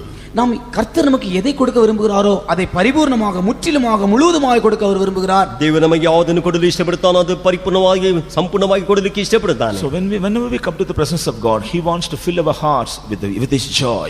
நாம் எப்பொழுதெல்லாம் தேவ சமூகத்தில் வருகிறோமோ அவர் தம்முடைய பரிபூர்ணமான சந்தோஷத்தினால் நம்மை நிறைக்க விரும்புகிறார். ನಾವು ದೇವರ ಸನ್ನಿಧಾನಕ್ಕೆ ಯಾವಾಗಲ ಬರುತ್ತೇವೆ ಆಗ ಆತನ ಪರಿಪೂರ್ಣವಾದ ಸಂತೋಷದಿಂದ ತುಂಬಿಸುವನಾಗಿದ್ದಾನೆ. When we receive this joy, we will forget all our sorrows and worries. நாம் இந்த சந்தோஷத்தை பெற்றுக்கொள்ளும் பொழுது நம்முடைய எல்லா துக்கங்களையும் நம்முடைய வேதனைகளையும் நாம் மறந்து போகிறோம். ನಾವು ಈ ಪರಿಪೂರ್ಣವಾದ ಸಂತೋಷವನ್ನು ಹೊಂದಿಕೊಳ್ಳುವಾಗ ನಮ್ಮ ದುಃಖಗಳನ್ನು ನಮ್ಮ ವೇದನೆಯನ್ನು ನಾವು ಮರೆತು ಬಿಡುತ್ತೇವೆ. When we receive the joy, we also will be relieved of all our weaknesses. நாம் நம்முடைய இந்த சந்தோஷத்தை பெற்றுக்கொள்ளும் பொழுது நம்முடைய எல்லா பலவீனத்திலிருந்து நாம் விடுவிக்கப்படுகிறோம். ನಾವು ಈ ಪರಿಪೂರ್ಣವಾದ ಸಂತೋಷವನ್ನು ಹೊಂದಿಕೊಳ್ಳುವಾಗ ನಮ್ಮ ಎಲ್ಲ ಬಲವೀನತೆಯನ್ನು ಮರೆತು ಬಿಡುತ್ತೇವೆ. We will have a faith and hope concerning our life. நம்முடைய ஜீவித்தை குறித்ததான ஒரு விசுவாசம் ஒரு நம்பிக்கை நமக்குள்ளே உண்டாகிறது. ನಮ್ಮ ಜೀವಿತವನ್ನು ಕುರಿತದಾದ ಒಂದು ನಂಬಿಕೆ ನಿರೀಕ್ಷೆ ಉಂಟಾಗುತ್ತದೆ. We also will have the boldness in the presence of God. தேவ சமூகத்திலே நாம் ஒரு தைரியத்தை பெற்றுக்கொள்ள முடியும். ದೇವರ ಸನ್ನಿಧಾನದಲ್ಲಿ ಒಂದು ಧೈರ್ಯವನ್ನು ನಾವು ಹೊಂದಿಕೊಳ್ಳುತ್ತೇವೆ. We will have the confidence about the presence of God with us. தேவ சமூகத்தை குறித்ததான ஒரு நம்பிக்கை நமக்குள்ளே உண்டாகும். ದೇವರ ಸನ್ನಿಧಾನವನ್ನು ಕುರಿತದಾದ ಒಂದು ನಿರೀಕ್ಷೆ ನಮಗೆ ಉಂಟಾಗುತ್ತದೆ. So whenever we come to the presence of God, he wants to fill us with his joy. தேவ சமூகத்தில் நாம் எப்பொழுதெல்லாம் வருகிறோமோ அப்பொழுதெல்லாம் தேவன் தம்முடைய பரிபூர்ண சந்தோஷத்தினால் நம்மை நிறைக்க விரும்புகிறார். ದೇವರ ಸನ್ನಿಧಾನಕ್ಕೆ ನಾವು ಯಾವಾಗಲ ಬರುತ್ತೇವೋ ಆತನ ಪರಿಪೂರ್ಣ ಸಂತೋಷದಿಂದ ತುಂಬಲು ಇಷ್ಟಪಡುತ್ತಾನೆ. Because there is fullness of joy in his presence. ஏனென்றால் அவருடைய சமூகத்திலே பரிபூர்ண ஆனந்தம் உண்டு. ಏಕೆಂದರೆ ಆತನ ಸಮ್ಮುಖದಲ್ಲಿ ಪರಿಪೂರ್ಣ ಆನಂದವಿದೆ. Even this morning before leaving the presence of God, he wants to fill us with that joy.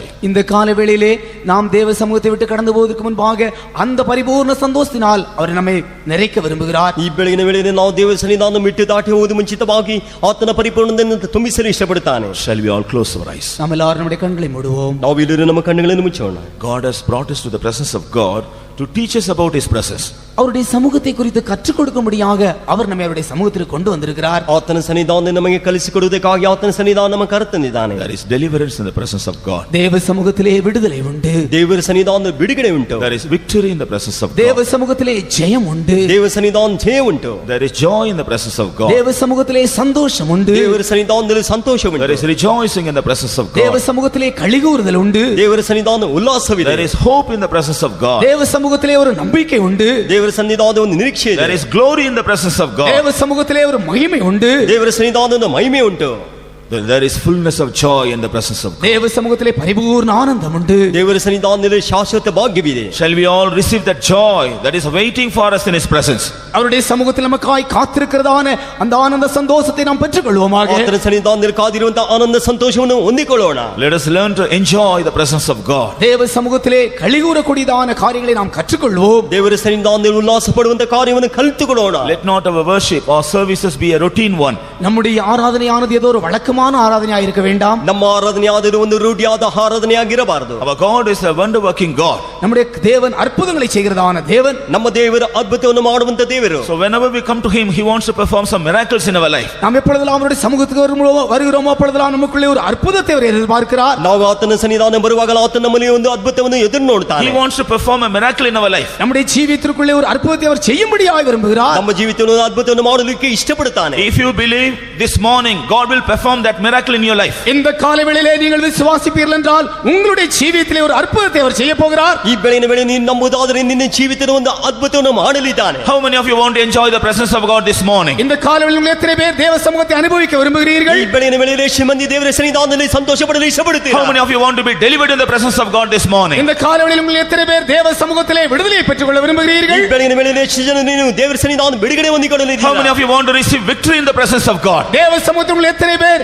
நீங்கள் ஜெயத்தை பெற்றுக்கொள்ள விரும்புகிறீர்கள்? ದೇವರ ಸನ್ನಿಧಾನದಲ್ಲಿ ಎಷ್ಟು ಜನ ಜಯವನ್ನು ಹೊಂದಿಕೊಳ್ಳಲು ಇಷ್ಟಪಡುತ್ತೀರಾ? How many of you want to receive the authority over all the enemies? எல்லா சத்துருக்கள் மேல ஒரு அதிகாரத்தை தேவ சமூகத்தில் உங்கள் எத்தனை பேர் பெற்றுக்கொள்ள விரும்புகிறீர்கள்? ಎಲ್ಲಾ ವೈರಿಗಳ ಮೇಲೆ ಅಧಿಕಾರವನ್ನು ಎಷ್ಟು ಜನ ನೀವು ಹೊಂದಿಕೊಳ್ಳಲಿದ್ದೀರಾ? How many of you want to see the miracle in your life in the presence of God? தேவ சமூகத்தில் உங்கள் ஜீவிதத்திலே ஒரு அற்புதத்தை உங்கள் எத்தனை பேர் காண விரும்புகிறீர்கள்? ದೇವರ ಸನ್ನಿಧಾನದಲ್ಲಿ ನಿಮ್ಮನ್ನು ಎಷ್ಟು ಜನ ಅದ್ಭುತವನ್ನು ಇಷ್ಟಪಡಲು All those who expect all these things.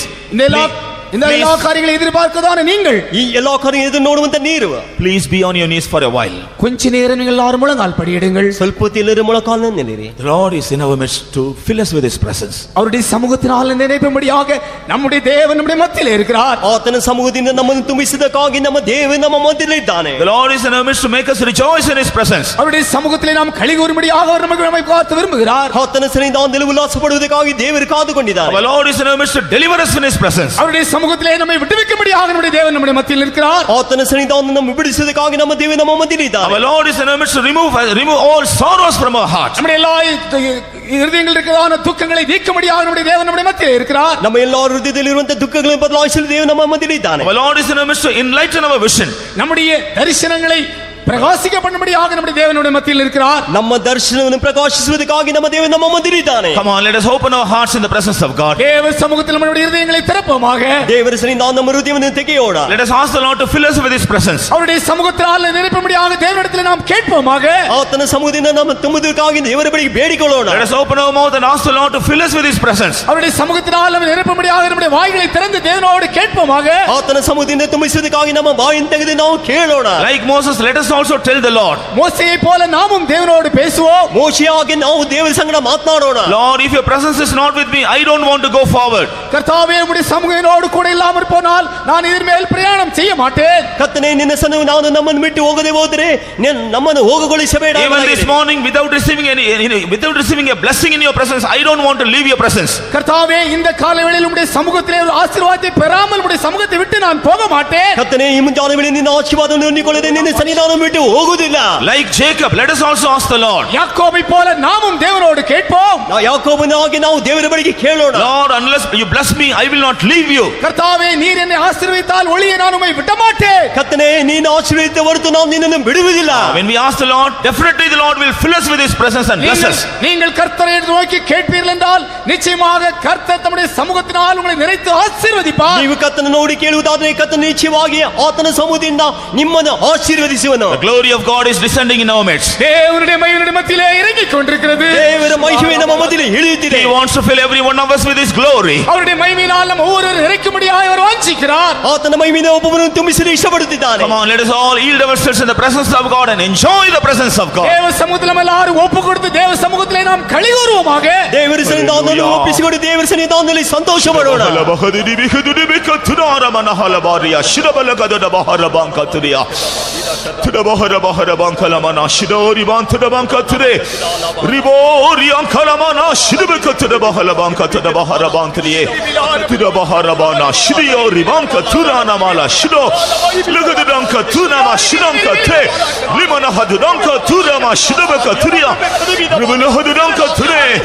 Limana